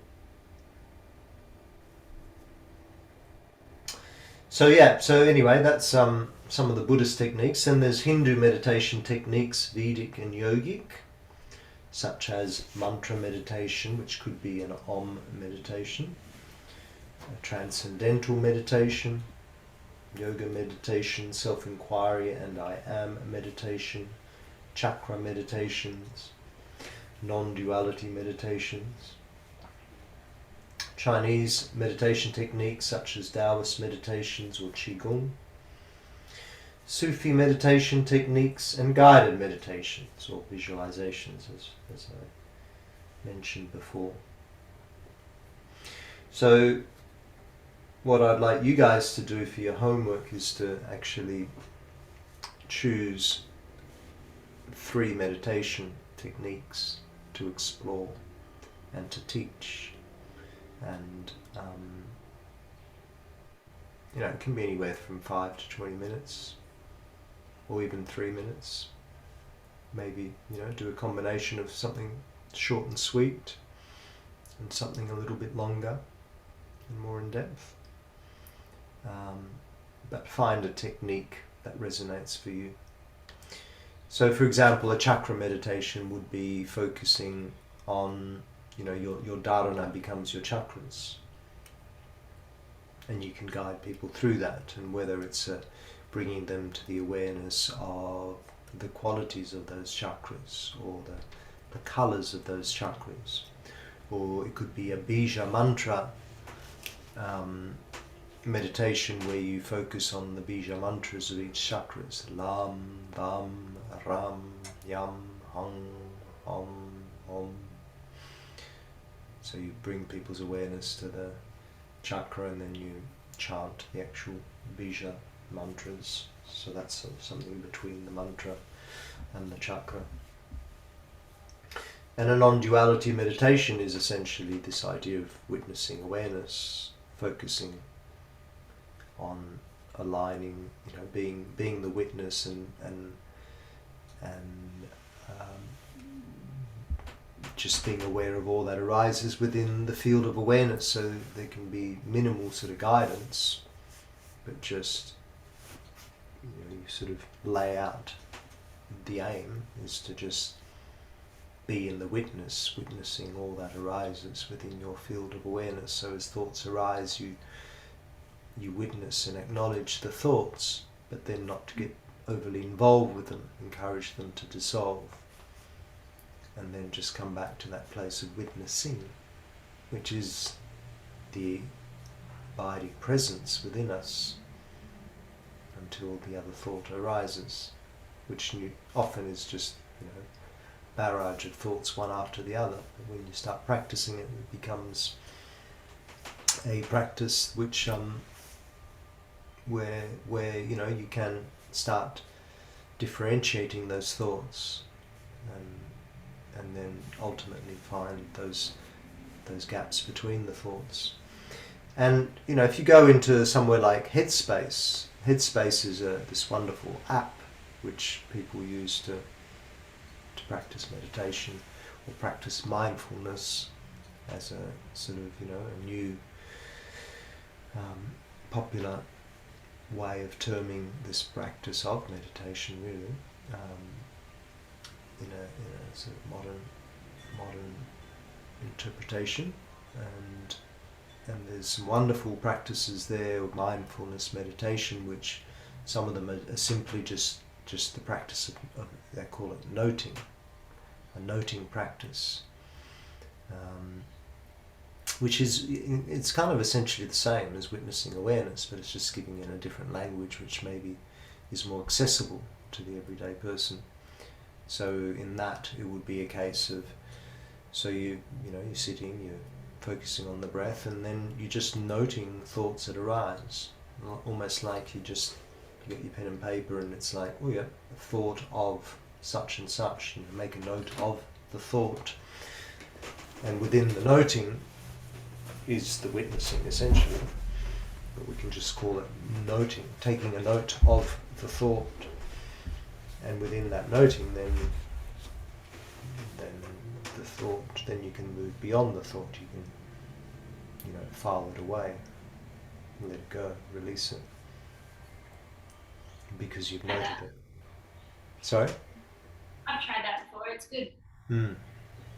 Yeah.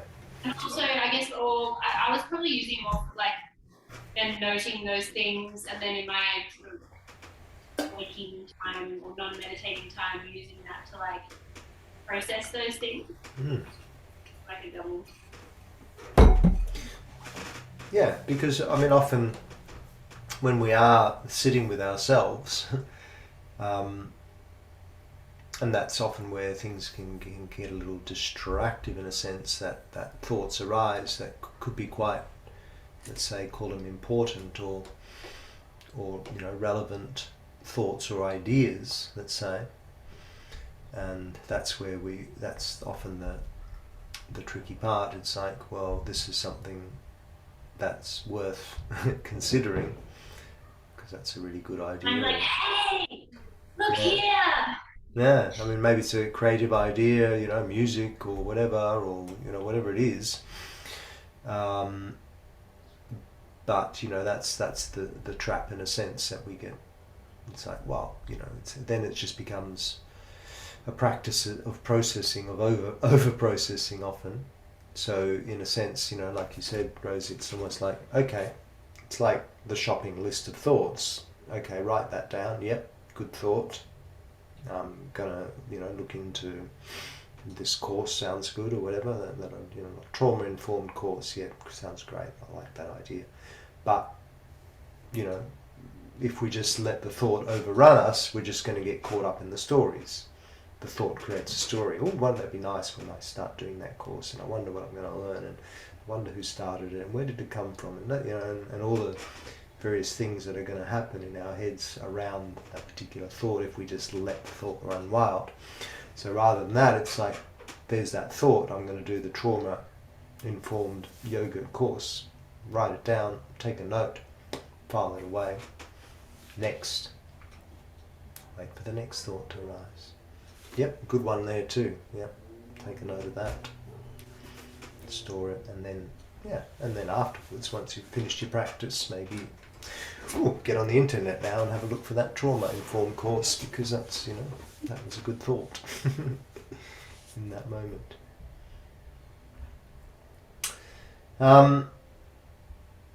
Let's come back to that, to our manual here. So some beautiful quotes on meditation. There is a presence, a silence, a stillness which is here by itself. There is no doer of it, no creator of this stillness. It is simply here in you, with you. It is the fragrance of your own self. There is nothing to do about this. It is naturally present. This fragrance of peace, this spaciousness, it is the fragrance of your own being. It says moon there, but I think that's Muji actually. Who's moon? Did the moon really say that? I've heard Muji talk about this beautiful fragrance of ourself, which is a really beautiful way of describing that inner spaciousness, that inner essence, the fragrance of our own being. What you are searching for comes from the place you are already in. And Alan Watts says, meditation is the discovery that the point of life is always arrived at in the immediate moment. Krishnamurti says, meditation is not a means to an end, it is both the means and the end. And in the Bhagavad Gita it said that when meditation is mastered, the mind is unwavering like the flame of a candle in a windless place. Through meditation, the higher self is experienced.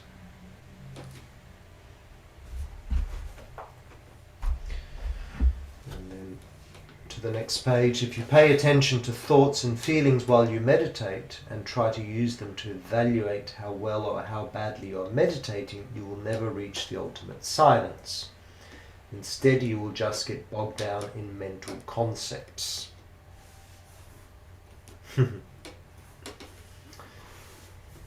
Meditation is not a way of making your mind quiet, it's a way of entering into the quiet that's already there, buried under the 50,000 thoughts the average person thinks every day.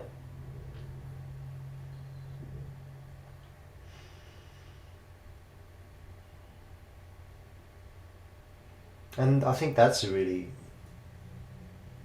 beautiful one, a really important one to conceptualize, is that we often think that meditation is about making our mind quiet. But actual fact, it's entering the quiet that's already there.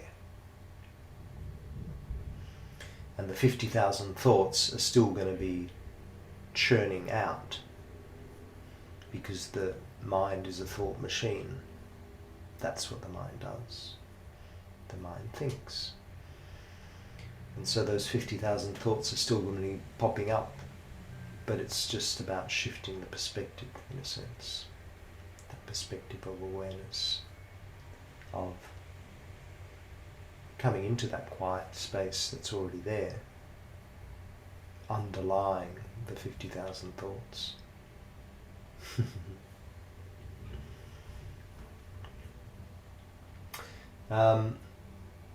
And then it goes on about brain waves, which we already kind of looked at. So we might just skip that section there and go into benefits of meditation on the brain. Here we go into a bit of science again. Let's read that. It says, 1. Grey matter. Studies have shown that meditation is linked to the larger amounts of grey matter in the frontal areas of the brain. The greyer matter one has can increase one's focus and emotional stability. Meditation leads to thicker grey matter in the parts of the brain that are associated with compassion and self-awareness.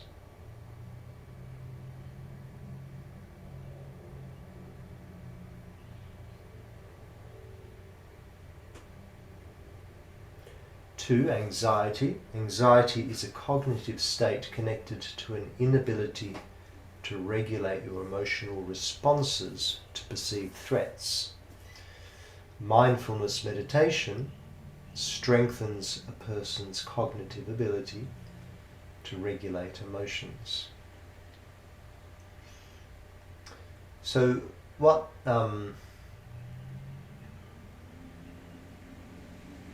brainwave state do you reckon would be in to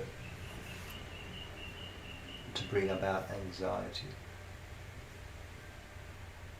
Bigger? What was that? Beta? Beta? High the high beta, hey? Yeah. It's the highest end. The higher end. Yeah. Responding versus reacting. Some researchers at Wisconsin University took MRI images of Tibetan monks and discovered that meditation and resilience have a deep-rooted connection. The study shows that meditation helps the amygdala, which is associated with emotion and emotional memories, recover quickly from trauma or stress. 4. Stress. Reduced stress level is one of the biggest benefits of deep meditation.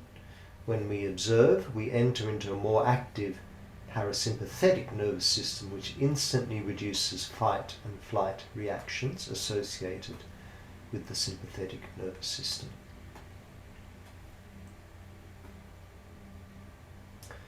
5. Creativity. Meditation will improve your creative power, as when you become the observer, you go deep beyond the manas, kosha or lower mind, into the Vijnanamaya or Vijnanamaya kosha, higher mind, which is the place of truth to your dharma, sacred contract to be carried out while in the world. When doubt leaves, so does limitations, and in this place we birth our true desires without the limitations of how, when, why and where.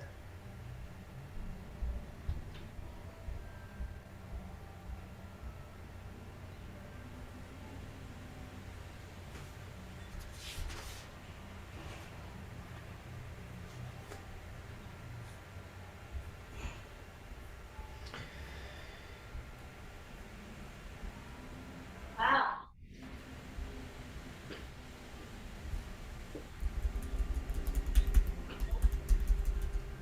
Now, we're kind of just, in a sense, we could go a lot deeper into the teaching of meditation, into the practice and how to teach and how to practice and all the rest. But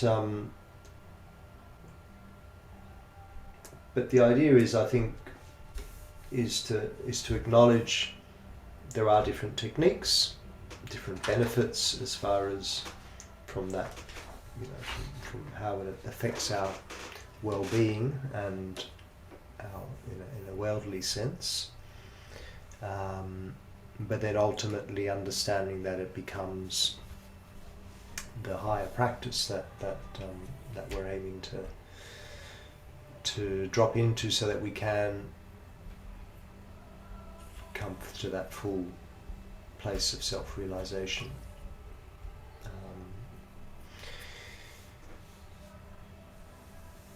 So as far as you guys teaching meditation, we're just kind of dipping our feet into it, but ultimately there's always a place within an asana class for facilitating a little bit of meditation.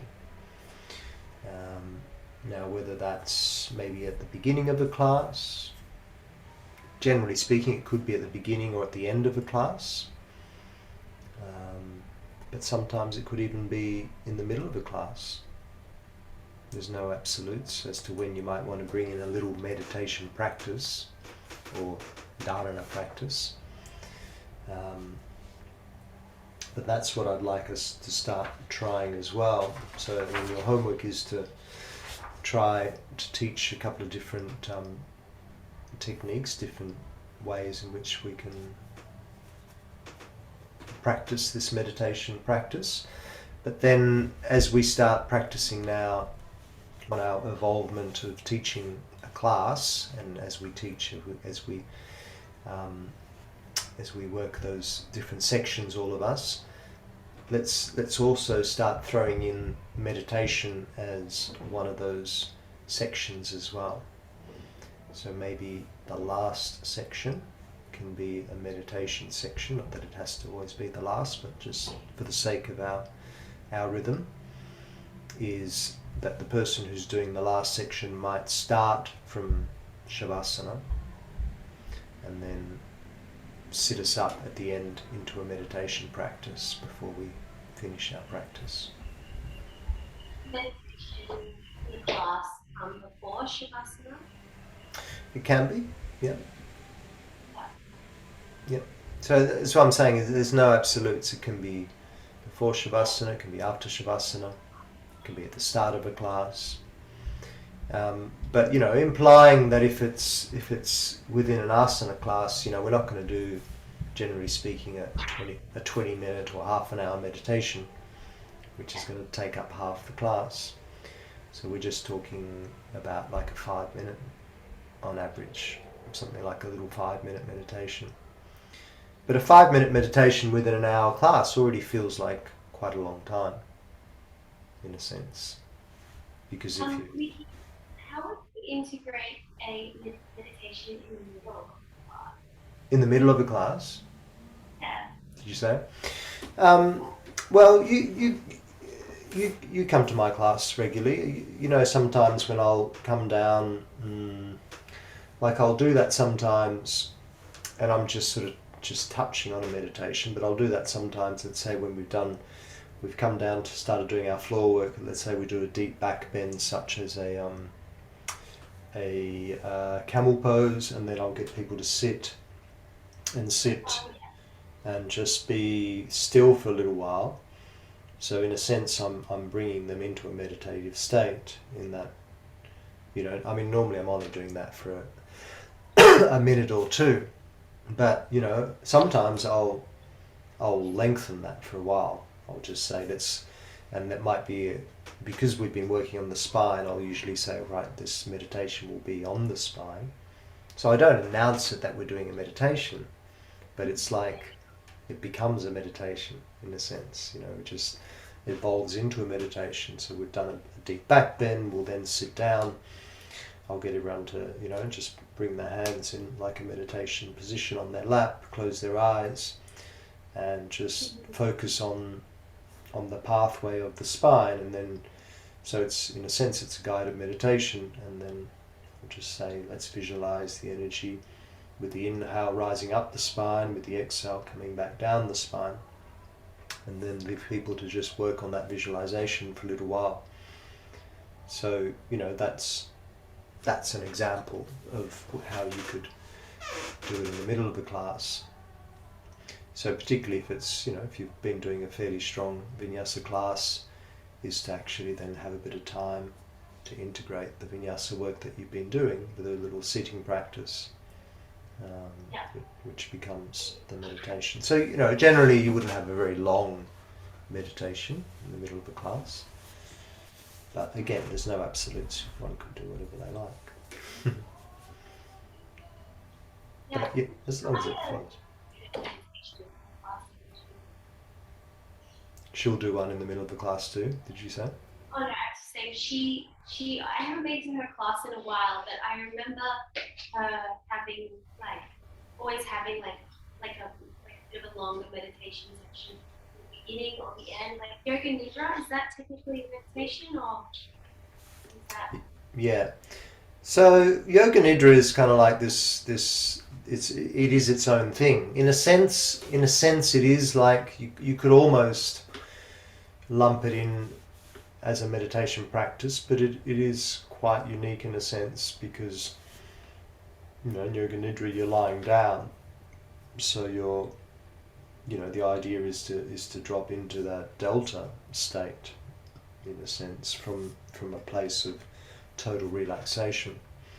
So it's like bordering on sleep, and so there's a meditative element to it, but it is its own sort of unique technique to bring you there, which is its own thing. So in a sense it's its own thing, but in a sense you could almost say that it's a meditation practice, in inverted commas. Yeah. Yeah. Is that yoga nidra would normally come after, I guess, there isn't really a normal phase, but trying to work out in class, would that come before Shavasana or after? well, that would become your Shavasana. So in a sense, Shavasana is in a sense moving into Yoga Nidra, but it becomes Yoga Nidra once the Shavasana becomes a lot longer. That's often the difference between Shavasana and Yoga Nidra, is really the timing. So Shavasana, 5 to 7 minutes, 3 to 7 minutes, I would say, is a Shavasana. Once you start to get into 10 minutes and beyond, then you're entering Yoga Nidra territory. Yeah. So Yoga Nidra, generally speaking, requires that deeper, that longer timing. And, and generally Yoga Nidra is more of a guided step-by-step process. You're guiding people either into those states of awareness or just the guided relaxation process of relaxing all the parts of the body, which takes a bit of time. Love Yoga Nidra. I feel like that's always that's probably like the meditation that helps me drop in the most. Yeah. Yes. So yeah. Yeah, it's really yummy.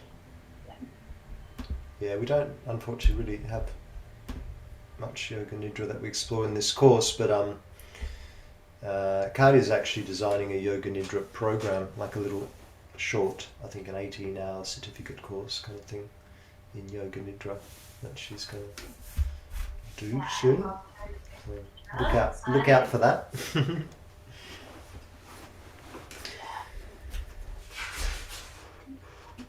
So, yeah, I don't think we don't have time to practice our asana practice today. So let's do one more meditation practice, because I think we have time for that. And I'll take you through the 21-step meditation, because I reckon it's nice and worth experiencing if you haven't yet. Bella, sorry if you have already, but you'll get to do it again.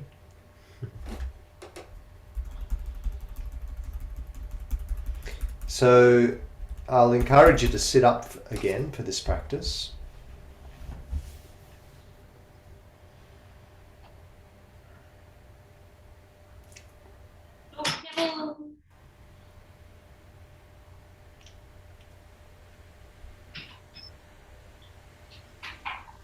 Yeah.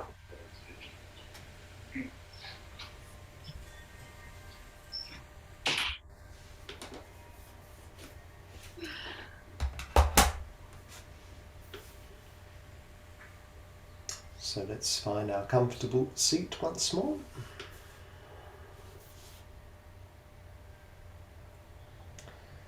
We'll close our eyes, making sure again that we're comfortable in our sitting posture. We'll be sitting for a little while, so always good to explore that posture, making sure that you're sitting in the best possible way that you can be sitting to hold you up for a little while.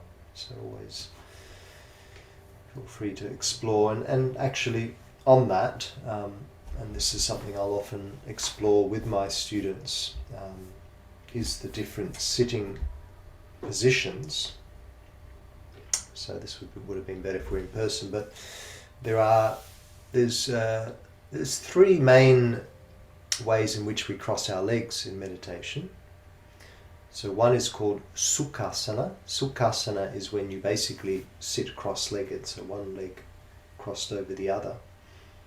Sukhasana. So for many people, Sukhasana is the easiest way to sit. So maybe try that position first of all. Try crossing your legs one over the other, so you've actually got that, traditional cross-legged position. So that's not yet. So you just want to, you don't want to bring the foot up. That's going into lotus territory. Yeah, what Mel's doing there, that's Sukhasana now. That's right. So Sukhasana is just the legs crossed over each other. Sometimes like the other or crossed over. Like that, they're crossed. Yep. So not one in front of the other. That's Siddhasana. Sukhasana is crossed. Sukhasana. So it might not be comfortable for you. I'm just getting you to try the different positions because it's often worth taking your students through them, because people often just have an idea of how they sit and think that that's the best way for them, but they haven't necessarily tried the other methods. But Sukhasana is your basic cross-legged position, which some people find the most comfortable, but not necessarily. Sukhasana. Siddhasana is when you put one leg in front of the other, and technically what you're doing is the leg that's closest to your body, you're bringing the heel right into either your perineum or to your genitals. So there's a couple of ways in which you can really refine that as well. So one way is to bring the leg that's in front, you place that heel over the top of the genitals, and the one that's below underneath the genitals. So it's almost like you're squeezing the genitals between the heels. That's getting pretty technical there, but that's one way of approaching it. But yeah, it doesn't always work for everyone or feel comfortable for everyone. For guys it's even more experiential in a sense, because we've got more to deal with in that sense right down there. That's coming out of our bodies, so we need to really work on that placement so that it doesn't become painful, I guess. Anyway, that's Siddhasana. You don't have to get that technical when you're teaching your students, but it's interesting to know that there are those different ways. And the foot that's in front can either just be on the floor, or you could pick up the end of the toes and place them between the calf and the thigh of the other leg. So you kind of like the leg that's in front kind of gets tucked into that space there. That's again another just little technicality. And again, so all these different techniques, that's why it's good to explore them, knowing that there are these different ways, and for some bodies they'll work and for some they won't. And then the third one is our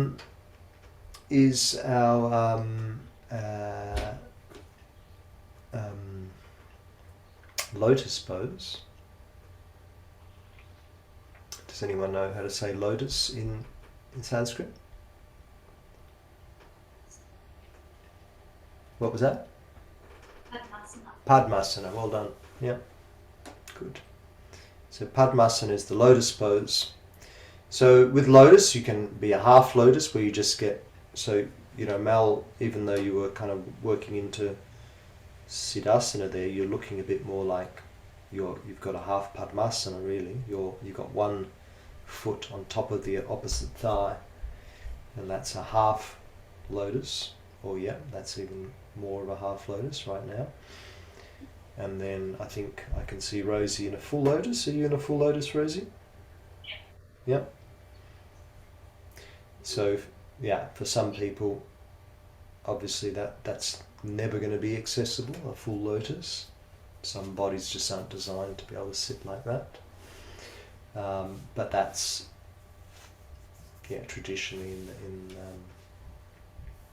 the yogic tradition, that's one of the traditional ways to sit in full lotus. That kind of locks us in most effectively from below to create a really stable foundation for then working with those higher energies.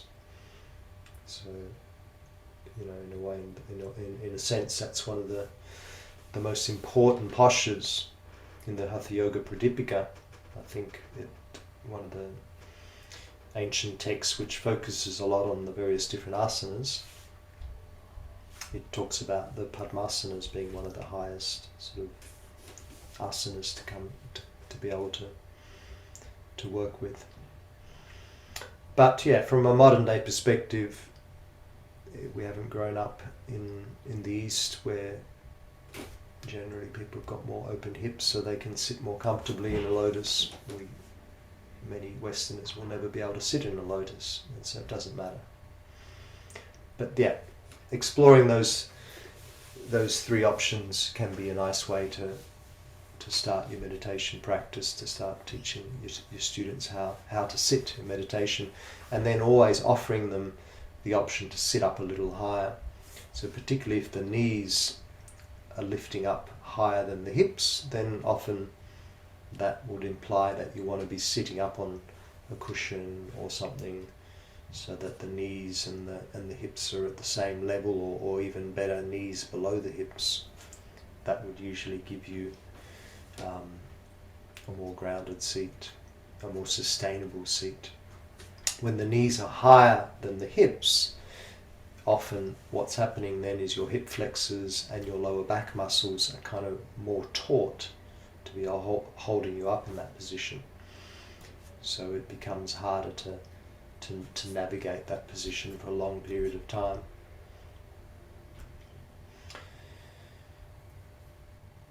So maybe just at some point taking a note of those three positions, Sukhasana, Siddhasana and Padmasana, the three main sitting positions for our meditation and our pranayama practice and all our sitting practices. Vicky? Yeah. Just before we begin, I'm doing the Seva at 5:30, but Amy previously had it up on the timetable as 5 p.m. So I'm a bit worried if people start coming in like earlier than like 5:30. Would it be okay if like at some point like I ducked out just to check or like started preparing for that? Because I feel like kind of in two places at the one time. Sure. And Well, it's 4:20. It's 4:23 right now, and we won't take longer than 20 minutes for this meditation. So we'll be finished, let's say, at the latest 1:45. So that should give you enough time, don't you think? 1:45. yeah, just in case people think it's still 5 and they come earlier. Yeah, but yeah, don't yeah. I always say that if people arrive before 1:45, they can wait. Okay. Yeah. But it's good for us to be there at 1:45 to open the doors. Yeah. So let's aim at that. We'll aim for 1:45 finish. Might even finish before. Let's see how we go. But I'll make sure we finish by 1:45. So on that note, let's begin. Sitting up nice and tall, we'll close our eyes and let's immerse ourselves fully as best we can in this practice. And it is a nice, as I said, a visualization practice, a guided practice, guided meditation. So it gives our minds something to focus on. But let's do our best to focus on the visualization, on the guidance. So with the eyes closed, a little focus on your breath. Allow your breath to deepen and to lengthen. And then visualize that you're standing at the top of a staircase. So seeing that staircase in whichever way you might visualize a staircase to be. But you're looking down the staircase which goes down. And we're going to start walking down the staircase, taking steps down the staircase, the very top of the staircase, and there are, we believe, 21 steps to take. So walking down the staircase from 21 to 20 to 19, 18, 17, 16, 15, 14, 13, 12, 11, 10, 9, 8, 7, 5, 4, 3, 2, and 1. At the bottom of the staircase there is a door. We reach inside our pocket to take the key out of our pocket to insert into the keyhole to open the door. We open the door and we enter a room. And we shut the door behind us. We might lock it again if we like and put the key back in our pocket. And then we look around the room, and this room is our own room, our own special room, just for ourselves. So we create this room in whichever way we would like our own room to be. So when I say for ourselves, I mean just that. Nobody else needs to ever see or be in this room but you. It is your room, your own special room. All that I ask is that there is that door that we came in, and across the other side of the room another exit, another door or a curtain or another place in which to exit the room. So take some time to be in your room, to create your room in your mind's eye, in the way in which you would want your room to be, to look like, to feel.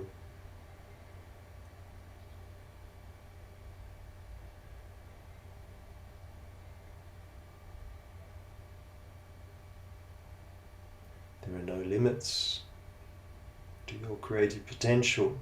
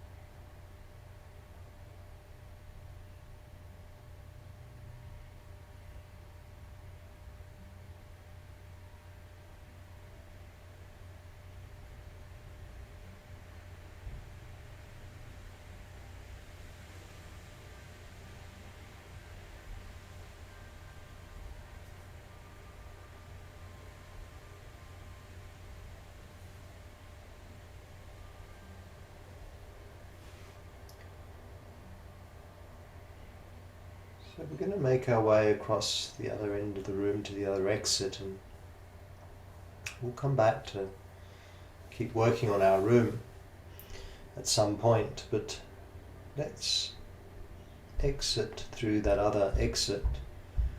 And as we do so, we step out into a garden. Now again, this is your own special garden. Special garden that you can create in whichever way you would envision like your garden to be, without any limitations whatsoever. And the garden that is especially just for you.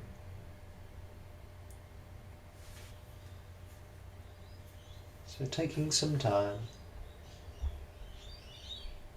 to create the garden of your dreams.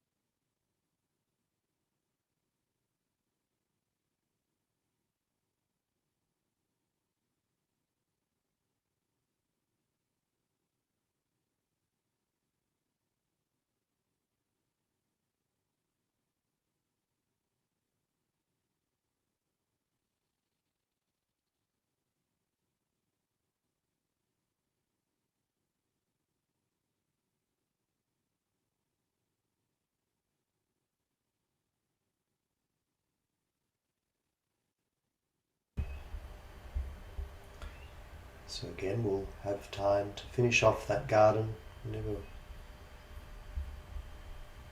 come back. But let's follow across the garden. There's a lawn at the end of the garden. There's a path that leads out into a lawn at the end of the garden, which leads into an expanse, a field, so to speak. And then across that field, we see a forest. And so we're going to make our way across the field into the forest. So making your way across that field in whichever way resonates.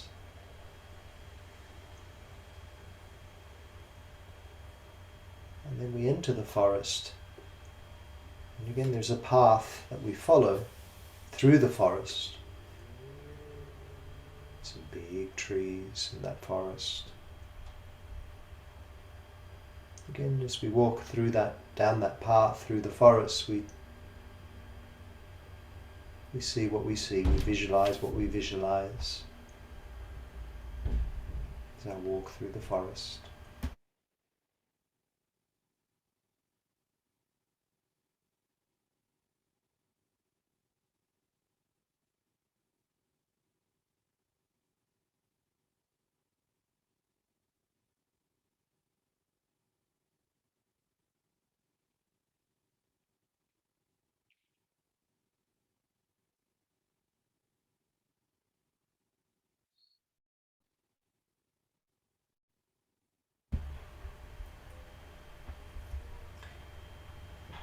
As we follow the path through the forest, trees end up thinning out. We come to a grassy knoll, like a little hill. At the top of the hill, we get to the very top. Once we reach that top, we look down across the other side of the hill and we see this beautiful bay, the ocean down below, gently lapping very gentle waves onto a nice, pristine, beautiful beach. So we make our way down to this beautiful beach. It's a nice hot day, nice warm day. So feeling the sun warm in our bodies. We might even slip off our shoes and walk along the sandy beach and our bare feet. Feel the warmth. And maybe even wading through the ocean with our feet. Even the ocean itself is a nice temperature. Until we come to a point in the bay where there are these beautiful rocks in the bay, some nice big smooth rocks within the ocean itself, but we can walk to them and we find a nice rock where we could lie down on this rock. So lying down on this rock with the ocean gently lapping its waves around us, we look up at the clear blue sky. We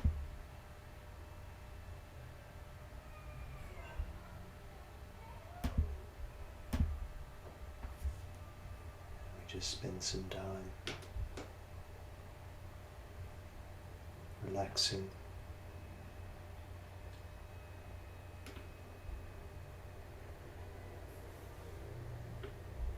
With the ocean and the sky.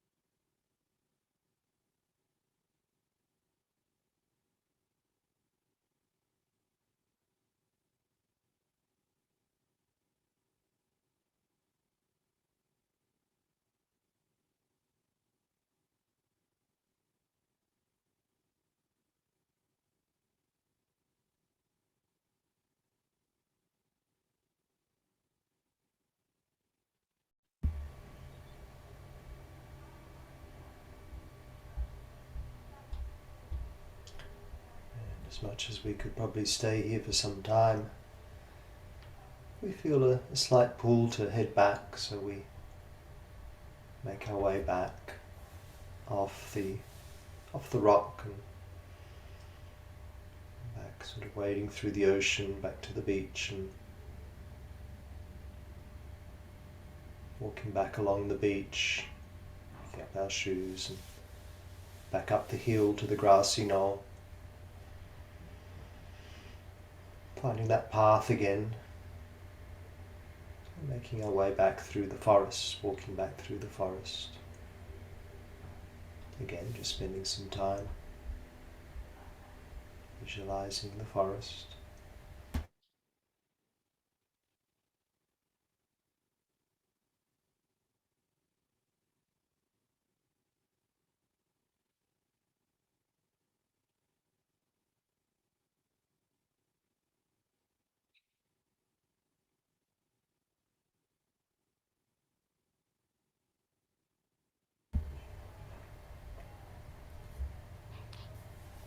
We follow that path through the forest until it comes to the end of the forest and back to that field.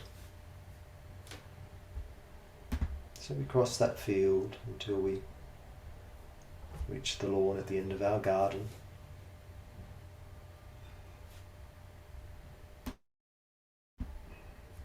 And make our way back into our garden itself, and maybe spending a little time again just recreating our garden, adding things to it or subtracting, just being in it if it's full already. Allowing ourselves to maybe just sit or play in our garden.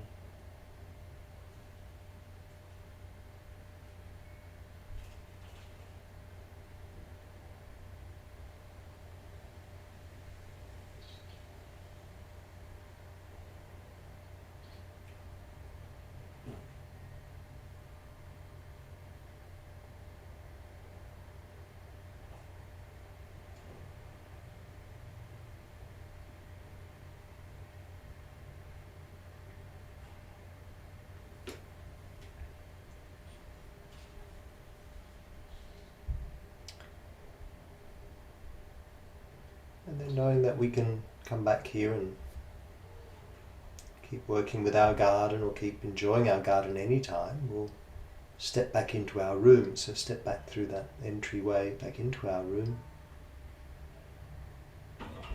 And here too, we'll spend a little time just maybe recreating or continue creating, or just enjoying the delights of our room, our special room, and just for ourselves, our own special room.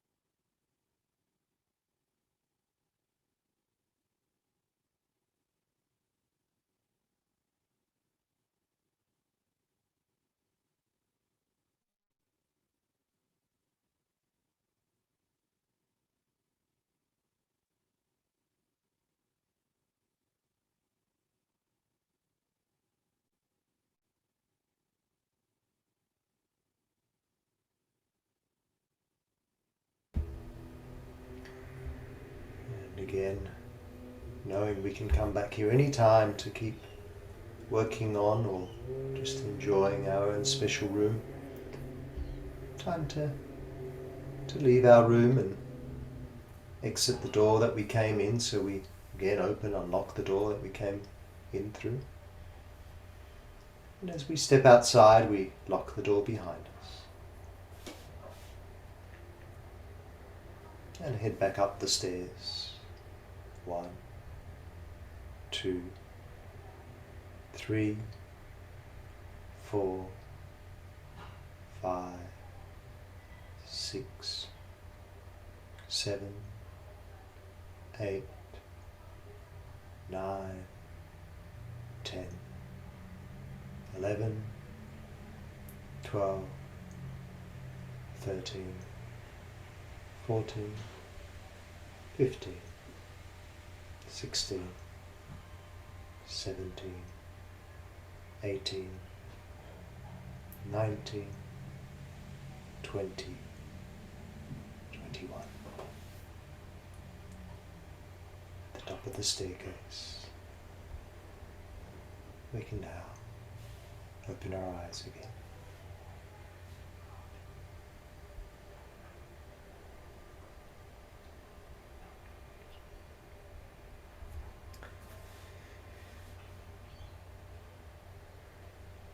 And back to our other room, and Bella, if you need to depart, you may. As we're just about to hit the 1:45 mark, but quick little share around. Anyone would like to share how they went with that little visualization meditation? Rosie, how'd you go? That was so beautiful. I know you said that the room is private, but just to let you know, the ocean was in my room. Yeah, I could feel, so I could really clearly visualize, I could feel myself dropping down as I went down the stairs. I definitely had some moments of that kind of like, you know, not falling asleep, but like falling into a different brainwave frequency. And also during the middle of the, you know, it's like spend some time in the garden, I would lose myself, and not in a kind of peaceful way, in a sort of thinking way. So instead of like spending time in the garden, I was thinking about my grandma and blah, blah, blah. Yeah, but overall that was really good. That's quite interesting, because the idea is that we're sort of accessing those different states of mind, and once you know, the 21 steps in themselves are kind of designed to drop us somewhat into our subconscious, and so when what can come up there in the subconscious is maybe, you know, old childhood memories, or, you know, any sort of emotions or feelings that are there in the subconscious that need to be addressed. So yeah, so that's potentially what happened for you. Yeah, it makes lots of sense. My Bubby was a really good gardener, and I've also been really she's Ukrainian, so the Ukraine has been my mind. It was nice to get distracted by it. Beautiful. Thanks, Rosie. What about you, Mel? Anything to share? Yeah, that was, I definitely enjoyed that. So very clearly able to visualize, and I did have some thoughts start to pop up, like when I was getting to the ocean, but I didn't feel too frustrated by them. I was really able to just let them go and come back to where I was. And in my room and in my garden, there was a bathtub. Yeah, it was. So I was, yeah. And for me, when I love having a bath, and when I get into a bath, I sometimes can very easily drop in. So that was like a nice extra layer. But yeah, my legs were starting to get sore, and I was really working on just acknowledging the pain, but just working around it. And I was actually, really able to do that. So I definitely, this is a good meditation.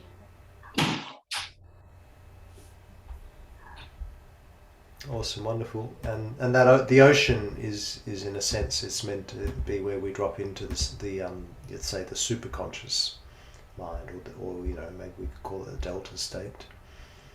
The ocean and the sky. How'd you go, Den? I've been finding it hard to be present today just because I wasn't actually going to come in to the yoga today. I was going to do like a job, like a gardening job I needed to finish off, and he happened to be in Rosanna to pick up like the grass. So when he started talking about the garden, I just like reminded me that I need to really go plant this grass. Yeah.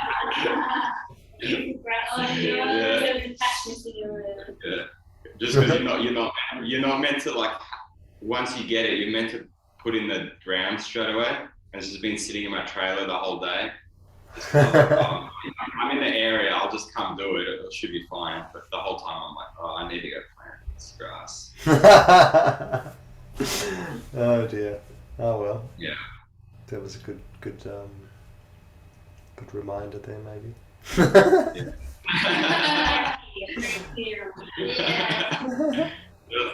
it was like when you were talking about like working in the garden, like initially I was actually like, oh, this is peaceful. I'm like, this is nice, and I'm imagining like my dream garden and what I'd do. And I'm like, oh, this is nice. And then I just got taken straight from my neighbour's garden.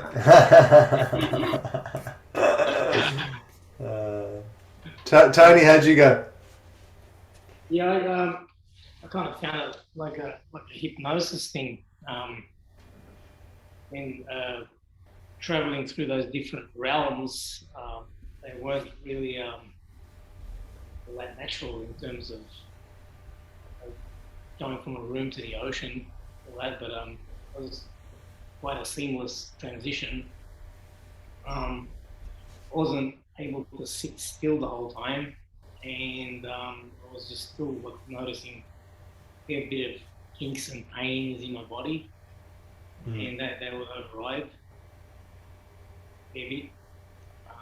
But yeah, I was still in the Zen-ish kind of mode. Yeah, that's a big thing. It's the sitting still is difficult for everyone. Well, not for everyone, but for many of us, it is a real challenge. And I keep reminding students that that's part of the reason why we do the asana practice, is that we make the body supple, flexible, and strong, so that we can sit more comfortably and work with our meditation practice, pranayama meditation. But yeah, it's something that you need. It's not something that happens overnight, even within the time frame of a teacher training. You're not going to create that perfect body that can sit comfortably Zen for half an hour without a twitch. So it's just to acknowledge that it's a process, and we just work towards that. So you can always give permission, of course, to your students to lie down if they need to come out of something, or if it's really challenging the seating posture in that moment. But just to, I guess, have that aim that's what we're working towards, to being able to have a sense of sitting with firmness, to be able to work with those deeper practices. But yeah, all in good time. My dearest, thank you for your presence, and Thank you. Thank you, Vicky. have a little explore of, maybe if you can, try and do a few other meditation practices during the coming times. I mean, my encouragement for you is to bring meditation into your daily, into your practice daily. I know some of you probably already do, but if it's not in your practice, then have a go at just incorporating it into your practice, whether it's working with a particular technique that we can explore. We explored a couple today, and there's many others that you could try, or whether it's just sitting Clive likes to always say, we're just sitting for the delight of sitting, that's all. No, almost like there's no purpose, just sit. What do you reckon is a good minimum amount of time when you're like short on time? I would say 5 minutes is your kind of like minimum amount of short time. You know, that's a good 5 to 10 minutes. Hmm. I go in multiples of 3. I've been doing 9 is like I've got no time for it. That's pretty good. 9 minutes. Time. Yeah. Right. Cool. I reckon 5 to 10 minutes is a good starting point, you know. But you know, anytime is a good time. Anytime you can.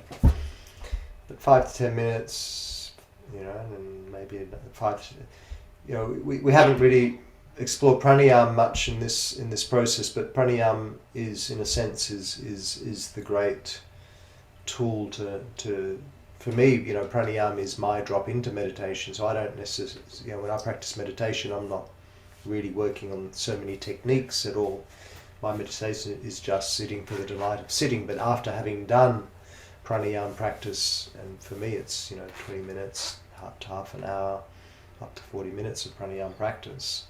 So I'm usually pretty charged up by the end of that practice, and literally in a state of pranic intoxication to some degree, so that I drop into a meditation quite with a bit more ease. I wouldn't say totally easily. I still have a monkey mind, and my monkey mind still churns out thoughts of distractions. But that for me, that's a really beautiful leeway, a beautiful sequence of events. You know, pranayama practice for some time, and then polishing it off with a meditation.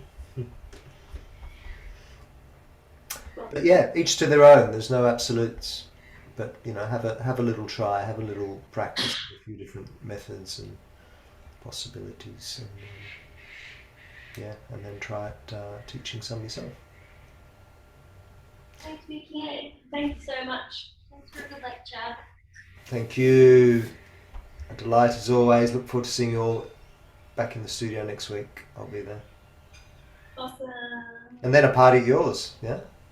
Yeah. Oh yeah. Woohoo. Oh, Dance party. I won't actually be there next week. Yeah, you got your dance with I you. got my big thing. What time is that on? Can I come? Yeah, you can come. It's at 7 o'clock, so your party will be in full power. But I'm gonna try and do it here. So you'll have to It's not come. very good conversation. So you'll have to come. Maybe you can come afterwards and do the dance routine for us. I could totally do that. Also, Mickey, I'm not sure if I've mentioned it to you yet, but I'm actually going away for a month. No, you haven't. Sorry. I'm actually leaving in the first weekend of August as well. So I'll write to you with the dates anyway, just to let me know. Wow, where are you going?